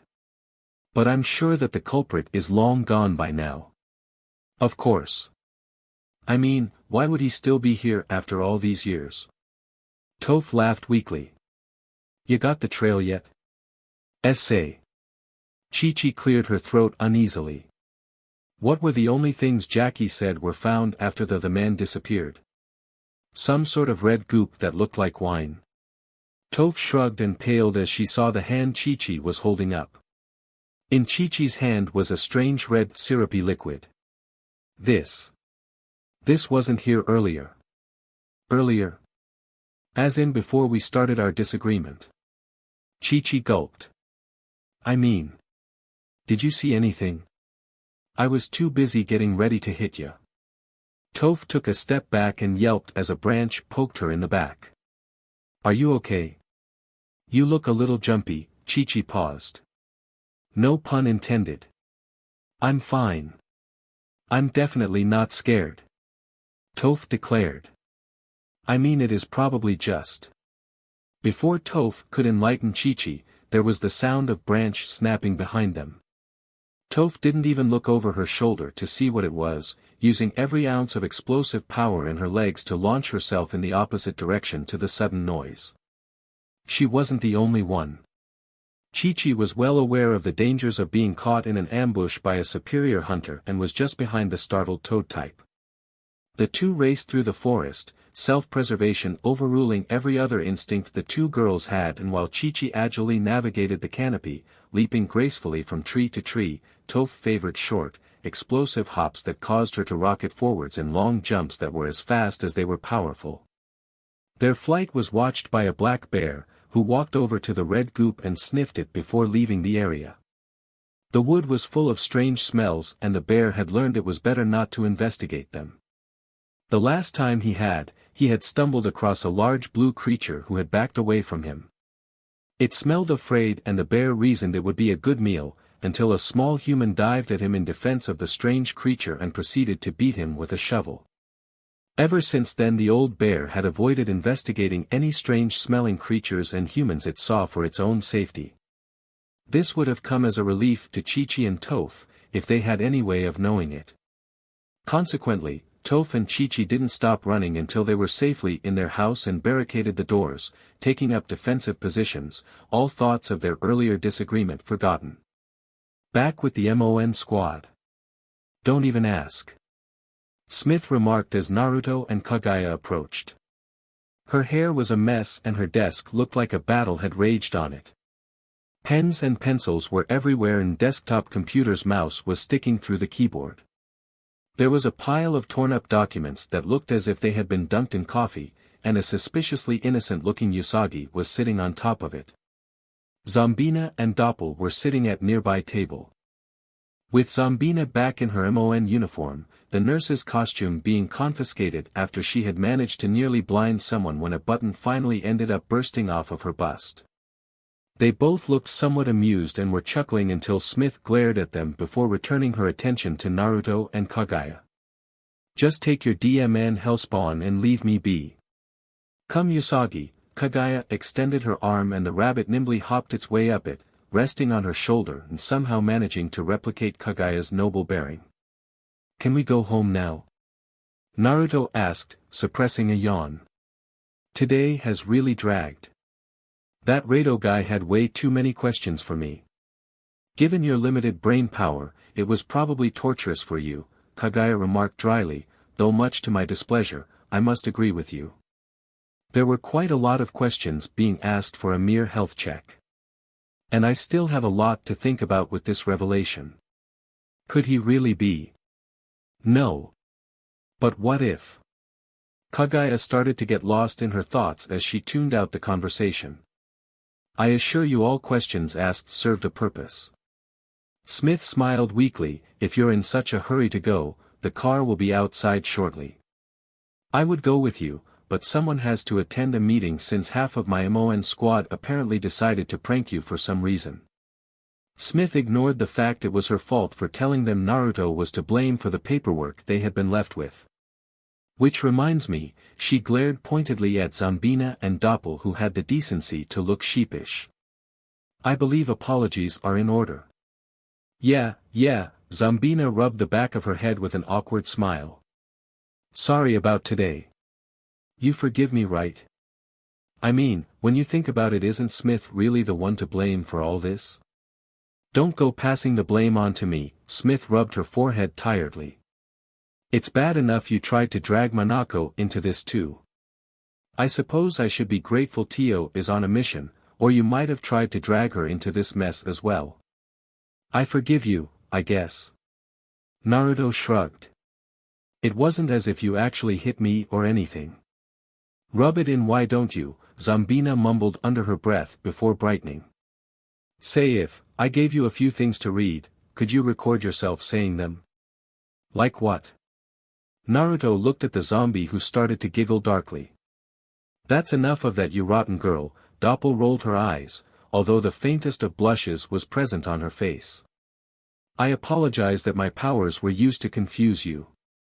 It must be odd seeing someone who can shapeshift. Not really, Naruto shrugged. Where I come from, it's a fairly common ability. Why does that not surprise me? Smith chuckled. You have some sort of shape-shifting power too? Henge. Naruto grinned as he activated the technique, surrounding himself with a plume of smoke that quickly dispersed to reveal another Ms. Smith, although this one has grinning in a very Naruto-esque manner. Well, isn't that interesting? Smith got out of her seat and walked over to the perfect clone. Say. Can your clones do this too? Yeah, Naruto nodded before realizing why Smith was asking. While they may look and sound like you, a clone using Henge probably won't be able to act like you very well. Still. If I don't have to speak, then it could go to the training course. But if I'm caught, I'll have to go on the longer one. It isn't worth it this time. Smith sighed. I'm not the only one who noticed this time, right? Kurama chuckled. So this ability of yours, Zambina poked the clone Smith on the BRST. You actually take the form of what you mimic. It's solid. Yeah, Naruto tried not to look smug. Awesome, isn't it? Some of us don't need an attention-grabbing puff of smoke though. Doppel crossed her arms. Well, Naruto faltered, I suppose if I used it more I could figure out a way of doing it without the smoke. So how do you do it? It must be pretty complex. Smith walked around the disguised Naruto. It's like a full 3D mirror or some sort of dressing doll. Henge is actually a pretty simple technique where I come from. Naruto, as Smith, took off the sunglasses he was wearing. Pretty much everyone could do it, at least anyone who wanted to be a ninja anyway. Well, I guess Rock Lee couldn't, but he's kind of a special case. He even sounds like her. Zambina smirked. Hey, do me. Alright. Naruto henged into Zambina wearing the nurse's outfit. DMN, no wonder I was getting all those looks, Zambina grinned. I look good in that dress. You say everyone can do that where you are from? Doppel asked. Pretty much everyone who made it far enough in the Ninja Academy, at the very least, Naruto nodded. It kind of sucked because there were so many pranks I could have pulled, but because the technique is literally one of the first ninja techniques you learn. It's also one of the first you learn to defend yourself against. There are telltale signs that any halfway decent ninja can spot from a mile away. He dispelled the henge, returning to his normal form. Wait a minute. Zambina looked as if she had suddenly received some divine guidance.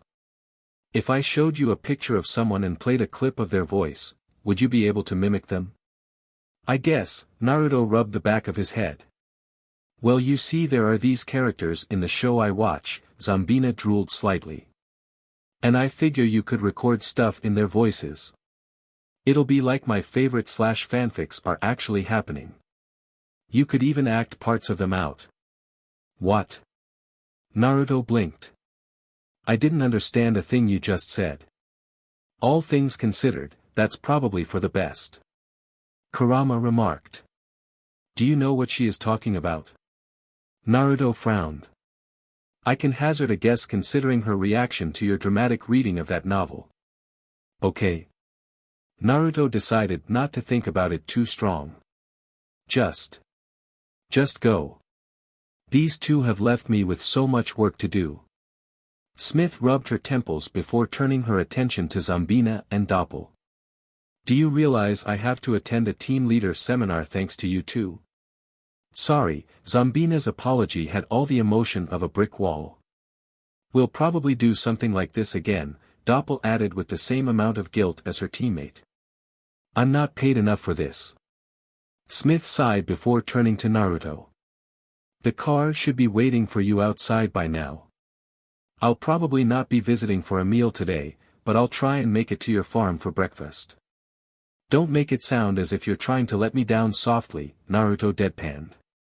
I know you'll miss my presence, Smith sighed dramatically, ignoring his retort. We're leaving. Naruto turned to leave, Kagaya falling into step with him. As he started to leave he realized she hadn't said a word the beginning of their conversation with Smith and the two MON agents. Are you alright? Kagaya appeared to be deep in thought as she stared at Naruto.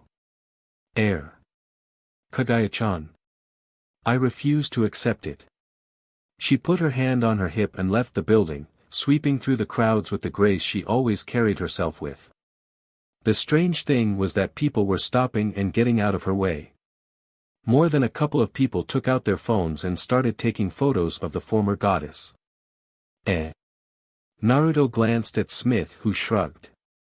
Wait for me. He set off after the angry Kagaya. Unlike the woman who had proclaimed herself his MSTR, Naruto had to fight his way through the huddle of bodies, squeezing between people in an attempt to catch up. To the former goddess. Why the hell are there this many people right in front of this building? Hey, weren't you supposed to give that back to him? Zambina asked Doppel. Pointing at the jacket in her lap. Not yet, Doppel grinned evilly. After all, I still need to regain my honor as a prankster. Well, whatever you're planning can take place at his farm, Smith groaned. I don't have to explain anything that happens there and I really can't afford a pay cut because of your hijinks. While Doppel set to work on thinking up a plan to get revenge on Naruto and Zambina set to work on planning all the scenes she was going to try and convince Naruto to reenact, Naruto caught up to Kagaya who was standing at the door to the car, hand on her hip and tapping her foot furiously. Are you going to open the door? She asked coldly. Why are you so upset? Did you get some bad results or something? Naruto asked as he opened the door and helped her in as he sat down opposite Kagaya. Bad results? Kagaya frowned. Yes. I suppose you could say that. Is it fatal? Naruto asked worriedly. It is improper to pry into the personal affairs of your MSTR. Kagaya responded curtly. Ah, sorry. Naruto leaned back as the car started to pull away from the office. It must be something pretty bad to get her this worked up. She was in a pretty good mood, for her at least, when we arrived. True. Maybe her body's deteriorating or something. She was basically a goddess of chakra, without it her body could be slowly falling to bits. CRP. I have to do something. Yeah, if she dies then we might not be able to make it back. Oh, yeah that too. You got a real hero complex, you know that? You should have asked Dr. Rado for something to treat that. Hardy har har. Naruto rubbed his forehead. Say Kagaya-chan. What? Kagaya turned to Naruto with a murderous glare, causing Kurama to actually yelp in fright. I just want you to know that no matter what. He coughed awkwardly. I'm here for you. I mean, we're the only two people from our old world in this one. We have to look out for each other, right? I know that, of course. Kagaya looked away. We need each other if we are ever to return home. Right, Naruto nodded. So, whatever the doctor said, it doesn't change anything. It doesn't? I guess if you find yourself less able to do things, I'll just pick up the slack. It isn't as if I haven't been doing that anyway. He thought to himself. You are an idiot. Kagaya looked away angrily. You can't possibly understand how much this changes. Oh, Naruto racked his brains trying to think of something that would cheer up Kagaya but couldn't find the words, so instead fell into an uncomfortable silence, which lasted most of the journey home. Kagaya spent the journey glaring out of the window as if the world had wronged her, her mood slightly improving from glacial to extremely unhappy as they left the city and the more familiar rural scenery replaced the urban jungle. While she was brooding, Naruto and Kurama debated the best way to cheer her up. Usagi was sitting on Kagaya's lap, apparently oblivious to Kagaya's bad mood as she unconsciously stroked his fur. After what seemed like the longest journey Naruto could ever remember being on, the car pulled to a halt and the driver lowered the partition between the front and the back of the car. We've arrived. The driver stated bluntly. Air. Thanks. Naruto got out of the door and opened it for Kagaya, reaching for her hand to help her out. Unfortunately for Naruto, Usagi chose this moment to sink its teeth into Naruto's outstretched hand, causing him to cry out in pain and shake his hand furiously, although the rabbit refused to let go. Kagaya just sat and watched in disbelief. This is the person who defeated me. When Naruto started to try and pry Usagi off, she suddenly started laughing softly at the comical sight, although this was missed by Naruto. What a strange world this is. She clambered out of the car. I suppose even with my bloodline, he is still an idiot. I suppose he was right, he has had noble BLD all along. My BLD. And it's also as he said, it changes nothing. She schooled her face back into a look of disapproval and stroked Usagi's head, causing the rabbit to release Naruto. Thanks. Naruto looked at the wound. That's a fair bit of BLD, Kurama. What?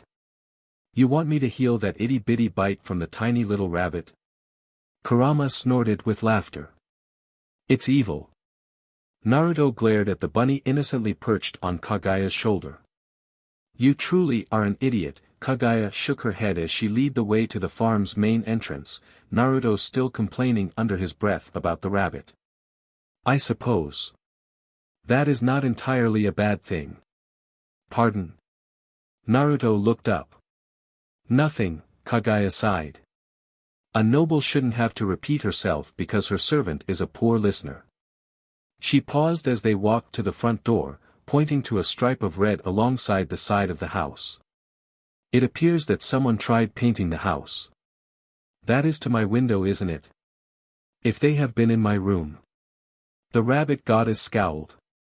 It was probably just Toph playing a prank on Chi-Chi. Naruto wiped the paint with a finger and looked at the strange red coloration. In the light of the full moon it almost looked pink. Still damp though. I'll have a word with them. You do that. Kagaya tried the front door, only to find it was wedged shut. Servant. I have had a long day and would greatly appreciate it if you could facilitate the quick opening of this door. Yeah, Naruto pushed against the door. Toph probably wedged the door shut and tried to lock Chi-Chi out. Though I guess Chi-Chi was able to get in, otherwise she would have run up to us as soon as we got here. I'll have to have a talk with Toph later. Hopefully she respects me enough to listen. Naruto chuckled. I suppose someone has to respect you, Kagaya remarked bluntly. Though I doubt that miscreant Toad Nectarfree respects you much more than I do. Oh, so you remember her name, but not mine. Naruto sighed. I can't be filling your head with delusions, now can I? And besides, she isn't my servant, Kagaya shivered. In fact, I believe she would be an even worse servant than you. I tried to find a job for her but I believe that one is beyond hope. So I'm not beyond hope. Sometimes I wonder, she tapped her foot impatiently. Have you gotten the door open yet? Give me a second. He frowned as he summoned a shadow clone, proceeding to hinge the clone into a sheet of paper and then feeding the paper through the side of the door. After a few moments the front door opened and a smug shadow clone greeted them. That was surprisingly intelligent for one such as you. Kagaya stepped inside. I'm taking that as a compliment, Naruto remarked as he shut the door behind him. What happened here? The two looked around to see all the windows shut and the doors bolted and barricaded. All the lights were on as well. Well, isn't that interesting? Kagaya gestured to the adjacent living room where Chi-Chi and Toph were sleeping. Chi-Chi was leaning against the sofa with Toph sat on her abdomen with her back to Chi-Chi's, her bakken hanging loosely in her left hand. There were several lights still on as well. Maybe they started to get along after all. Naruto shook his head. I shall retire for the night. I expect a big breakfast in the morning to make up for the 2 meals I was forced to miss. Kagaya turned and paused, not wanting Naruto to see her face with what she was about to say. I apologize for my earlier mood. I learned a difficult truth to swallow. Even now I still have my doubts. When you feel ready to tell me, I'll be here to listen. Naruto smiled at her. I could never tell you. Kagaya left the room. Imagine his ego if he learned that he shared my divine BLD or, what is it the doctor said? DNA. Naruto merely shook his head and summoned some clones to take Chi-Chi and Toph back to their beds. It took 3 of them to properly lift Chi-Chi in her secondary abdomen and another 2 to keep Toph, who was mumbling something about being the most badass gang leader ever, from fidgeting too much. He noticed a note in Chi-Chi's neat handwriting on the coffee table and picked it up as the clones carefully tried to lift the 2 sleeping liminals. Handler-san. First of all, I wish to apologize. Despite my best efforts, I was unable to get Nectarfree to perform her assigned tasks. See Section 2 for the full task list and current status of all jobs. I also failed to prevent her from leaving the building without her assigned handler and was forced to pursue her, which I am aware is a violation of the exchange laws. See Section 3 for a list of all laws that were violated in your absence and the offenders.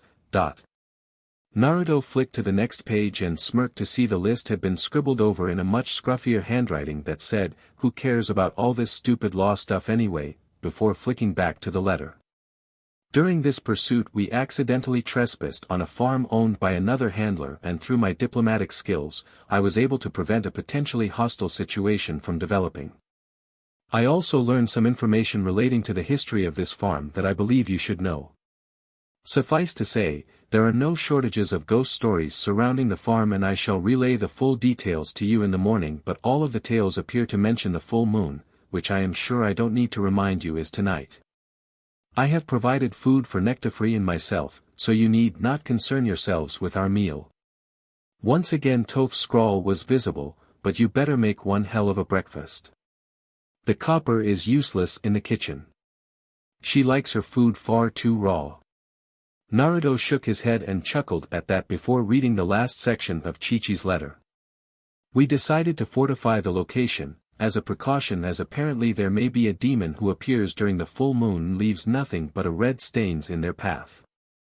We feared the creature may have been following us after finding something similar on the way back, but it was probably just the night shadows and our nerves playing tricks on us. We shall tidy up in the morning. The last comment was in Toph's scrawl. What she means is she'll tidy up in the morning. I am not getting up until at least 10 a.m. Red stains. Naruto glanced at what he had thought was paint still on his hands. Now that he was inside in the well-lit room and he could see it clearly, he noticed that it definitely wasn't paint. He rubbed his fingers together. What is this? It feels more like jelly than anything. Air. Naruto. Remember where the trail ended on the wall? Suddenly, a high-pitched scream filled the house. Kagaya. He cried out before racing to her room. There was an uneasy silence as Chi-Chi observed the scene of the crime.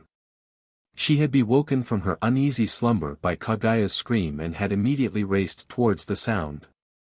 Currently there was Naruto, herself and Toph stood around an unconscious Kagaya, who was laid face down on the bed, covered with the same slime that was on the side of the house. The room was undisturbed, besides the slime trail from the window to the bed, and there were no signs of a struggle. Clearly Kagaya had either been taken by surprise, either not knowing the attacker was in the room or knowing who the attacker was. She bent down to look at Kagaya, checking her for injuries, but she appeared perfectly healthy, bar some light bruising on her forehead. "Is she alright?" Naruto asked uncertainly. "She's just out cold. By the looks of things she took a blow to the head. I would advise calling a medical professional to look after her, but first we need to figure out what happened, lest a similar fate befall us." "Ha!" Toph snorted. "Like I'd go down as easy as the bunny hag. If whatever attacked her comes after me I'll kick its butt." Chi-Chi narrowed her eyes and looked at Toph critically. "What? You wanna fight?" Toph scowled right back at the Arachne. "I was just thinking, you would have the motive to attack Kagaya." Chi-Chi rubbed her chin. "Which is more reasonable than believing some demon attacked her."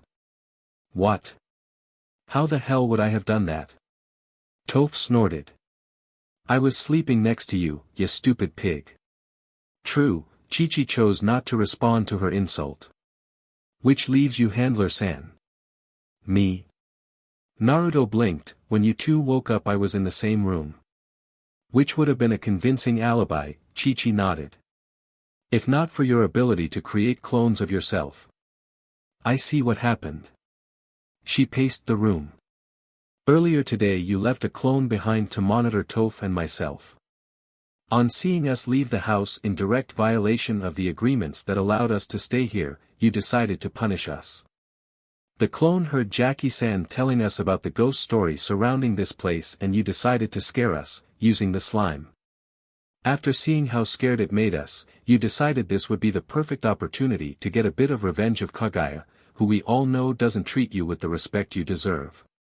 It was the perfect crime. The Arachne crossed her arms. "You get revenge on Kagaya-san and get to blame it on a ghost story." "Eh?" Naruto tilted his head. "First things first, what ghost story are you talking about? Second, if I wanted revenge on Kagaya I'd just prank her again. I wouldn't attack her. I mean she's pretty much helpless as it is." He rubbed the back of his head. "It wouldn't feel right. But out of all of us gathered here, you're the only one with the motive and ability to have attacked Kagaya." Chi-Chi pointed out. "Plus you're not wearing your jacket. How is that suspicious?" Naruto and Toph shared a confused glance. "It was damaged in the struggle with Kagaya-san." Chi-Chi nodded. "So you had to hide to make yourself look innocent. Okay, if I can create clones and used a clone to attack Kagaya, how would my coat have gotten damaged?" "Air." Chi-Chi faltered. "Well, you are still the only one who could have done it when looking at all the evidence." "Unless there is someone else here," Toph pointed out. "Well yes," Chi-Chi shivered. "But I prefer to deal with the facts I have in front of me. I can't comment on evidence I haven't seen. And the fact is I was with you when Kagaya was attacked. I don't tend to have my clones summoned unless I need them, seeing as Kagaya would whine that I am wasting her chakra. He reached towards aforementioned lady. "Besides, if I heal her, she might wake up and tell us what happened to her." He placed his palm on her forehead and closed his eyes as he left the chakra flow into the former goddess. He could feel her third eye beneath his hand as Kagaya started to stir as his healing chakra started to take effect, much to his surprise. "I thought she had lost it when her powers were stripped. Come to think of it, if she still has that eye then maybe her other powers are still there but she can't use them since she doesn't have any chakra. I guess it isn't impossible." Kurama yawned. "Do you think that's such a good idea? Didn't she seem pretty upset last time you healed her? I'm sure she'll be more understanding this time." "Ah." Kagaya gasped as she started to wake up, a slight blush on her face. What is happening? You were attacked, Naruto smiled at her. Are you okay? Kagaya closed her eyes again, leaning into his hand as the warmth started to spread through her body. That's nice. She started to doze off again as the energy started to swirl around inside of her, stirring up feelings she had not felt in a long time, causing her to fully wake up and kick Naruto away from her. Why, you indecent servant? You were doing that again. She pointed at him angrily. Heal you? Ha! What you call healing is actually. She blushed deeply. Your chakra molestation technique. Okay. Naruto backed off with his hands up in the air. Well, at least you are okay. He offered a hand to help her up, but she hid it away and struggled to her feet, refusing to meet Naruto's gaze. Do you remember what happened? Chi-Chi stepped forwards. Who it was that attacked you? Kagaya frowned. What I remember is. Flashback. Kagaya's face reflected her inner turmoil as she headed up to her bedroom, her mind still racing with the fact that Naruto of all people shared her DNA, as the doctor called it. She and he were distantly related, albeit so distant that it barely mattered. Still, the fact was her servant had noble blood, the same as hers even if it was heavily watered down. She pushed open her door, pausing when she saw that the bunnies that usually inhabited her room were missing. It appears the others have gone somewhere else. Kagaya glanced at Usagi, who leapt off of her shoulder to the floor, its nose twitching before it left the room. Probably looking for its family. The rabbit goddess sighed as she sat down on her bed, before scowling as she lifted her hand to find it covered with some sort of pinkish red slime. Those vulgar commoners. They dare to vandalize my room? I shall have the servant administer some sort of punishment for them that will fit this heinous crime. With some difficulty, Kagaya started to strip her bed, casting aside the stained sheets while cursing the warty ruffian and the vulgar spider.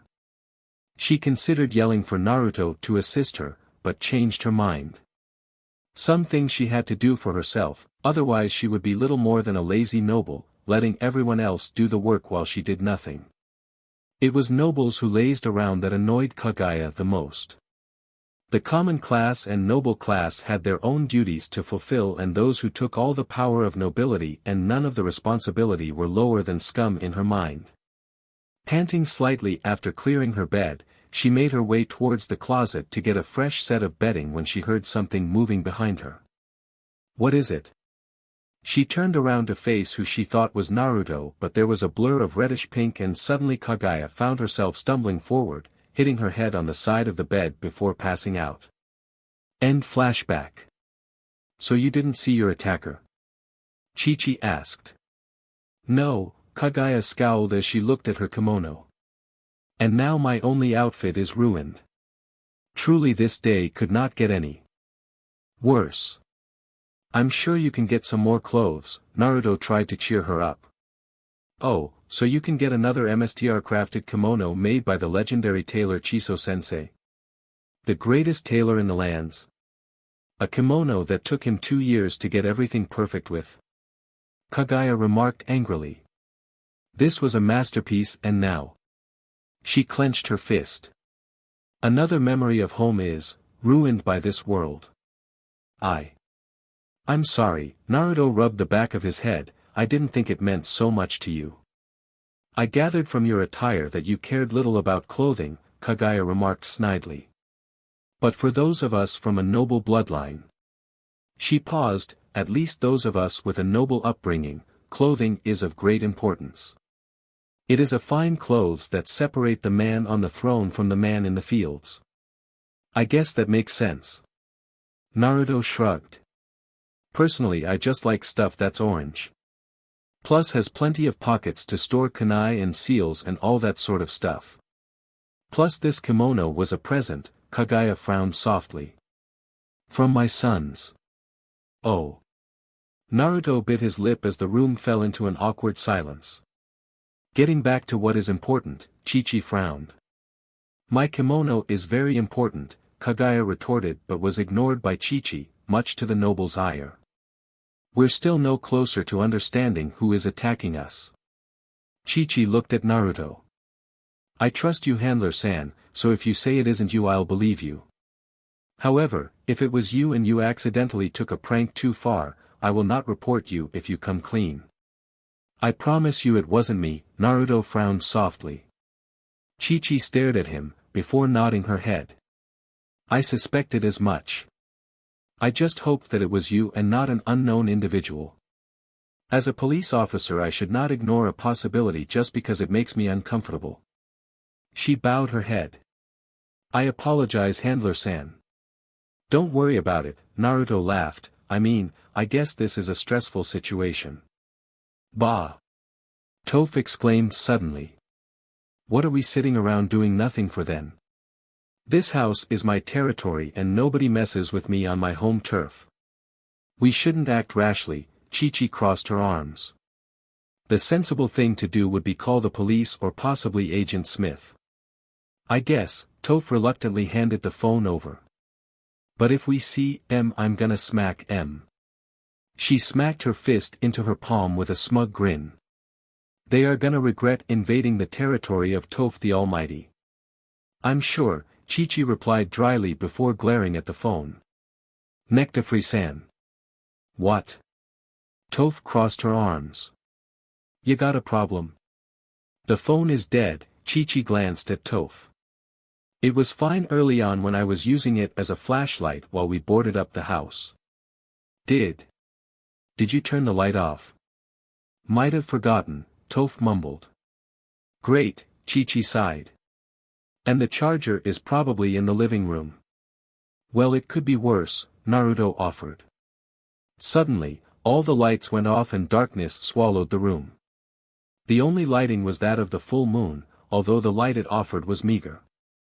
You can't see my face, you idiotic servant, but no, I am glaring at you in contempt. Kagaya's less than pleased voice cut through the silence. So? Too scared to face the almighty Toph in the light, are ya?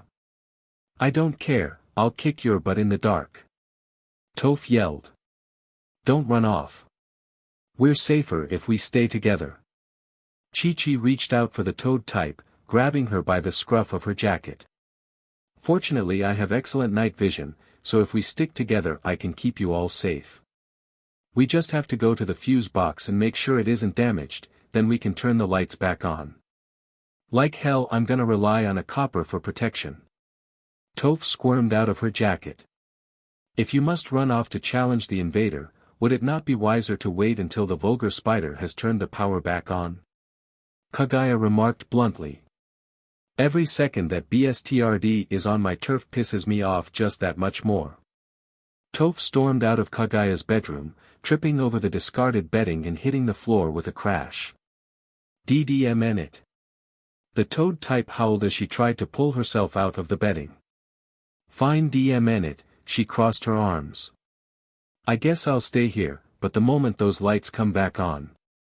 Right, Chi-Chi nodded to Kagaya. You've already been attacked once, so I would advise you to stay here.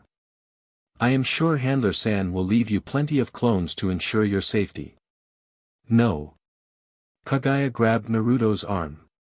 I will not be left here, guarded only by your flimsy clones. As my servant I demand that you protect me. Unlike your clones you can serve as an effective shield. Geez thanks, Naruto deadpanned. Also, should we encounter the brute that attacked me, I shall have my revenge for the unspeakable atrocities inflicted upon me. After all, it is that foul creature's fault that the servant had to use his ability on me. Plus a commoner should never attack a noble. That is a sin. Unspeakable atrocities. Naruto clenched his fists. Just what did the assailant do to her? Why do you care? The fact she's alive is all you really need to get home. Kurama remarked. She's my responsibility. Naruto frowned. I should have been there to help her out. Speaking of which, didn't you notice any feelings of malice? That's the thing. I didn't sense any hostility. Either whatever attacked her lacks the ability to feel aggression or didn't actually attack her. What do you mean? Like when Chi-Chi suggested you'd taken a prank too far. Maybe something was trying to prank her, not hurt her. Naruto could almost hear the fox shrugging. That's the best guess I can make. I guess you could try Sage Mode. Oh right. Naruto chuckled weakly as he closed his eyes and stilled himself, gathering just enough natural energy to enter Sage Mode. What the hell? The entire house.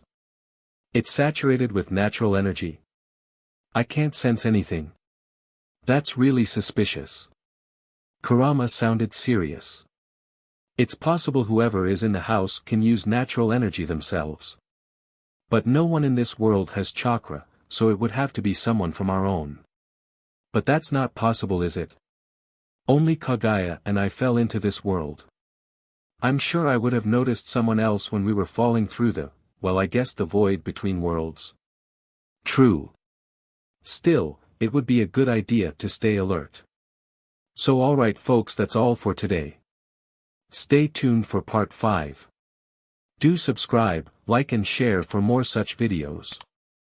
Also check out the story and author DJ Unk 101 on fanfiction.net. Press the bell icon to be notified first on release. See you in the next video. Till then, goodbye.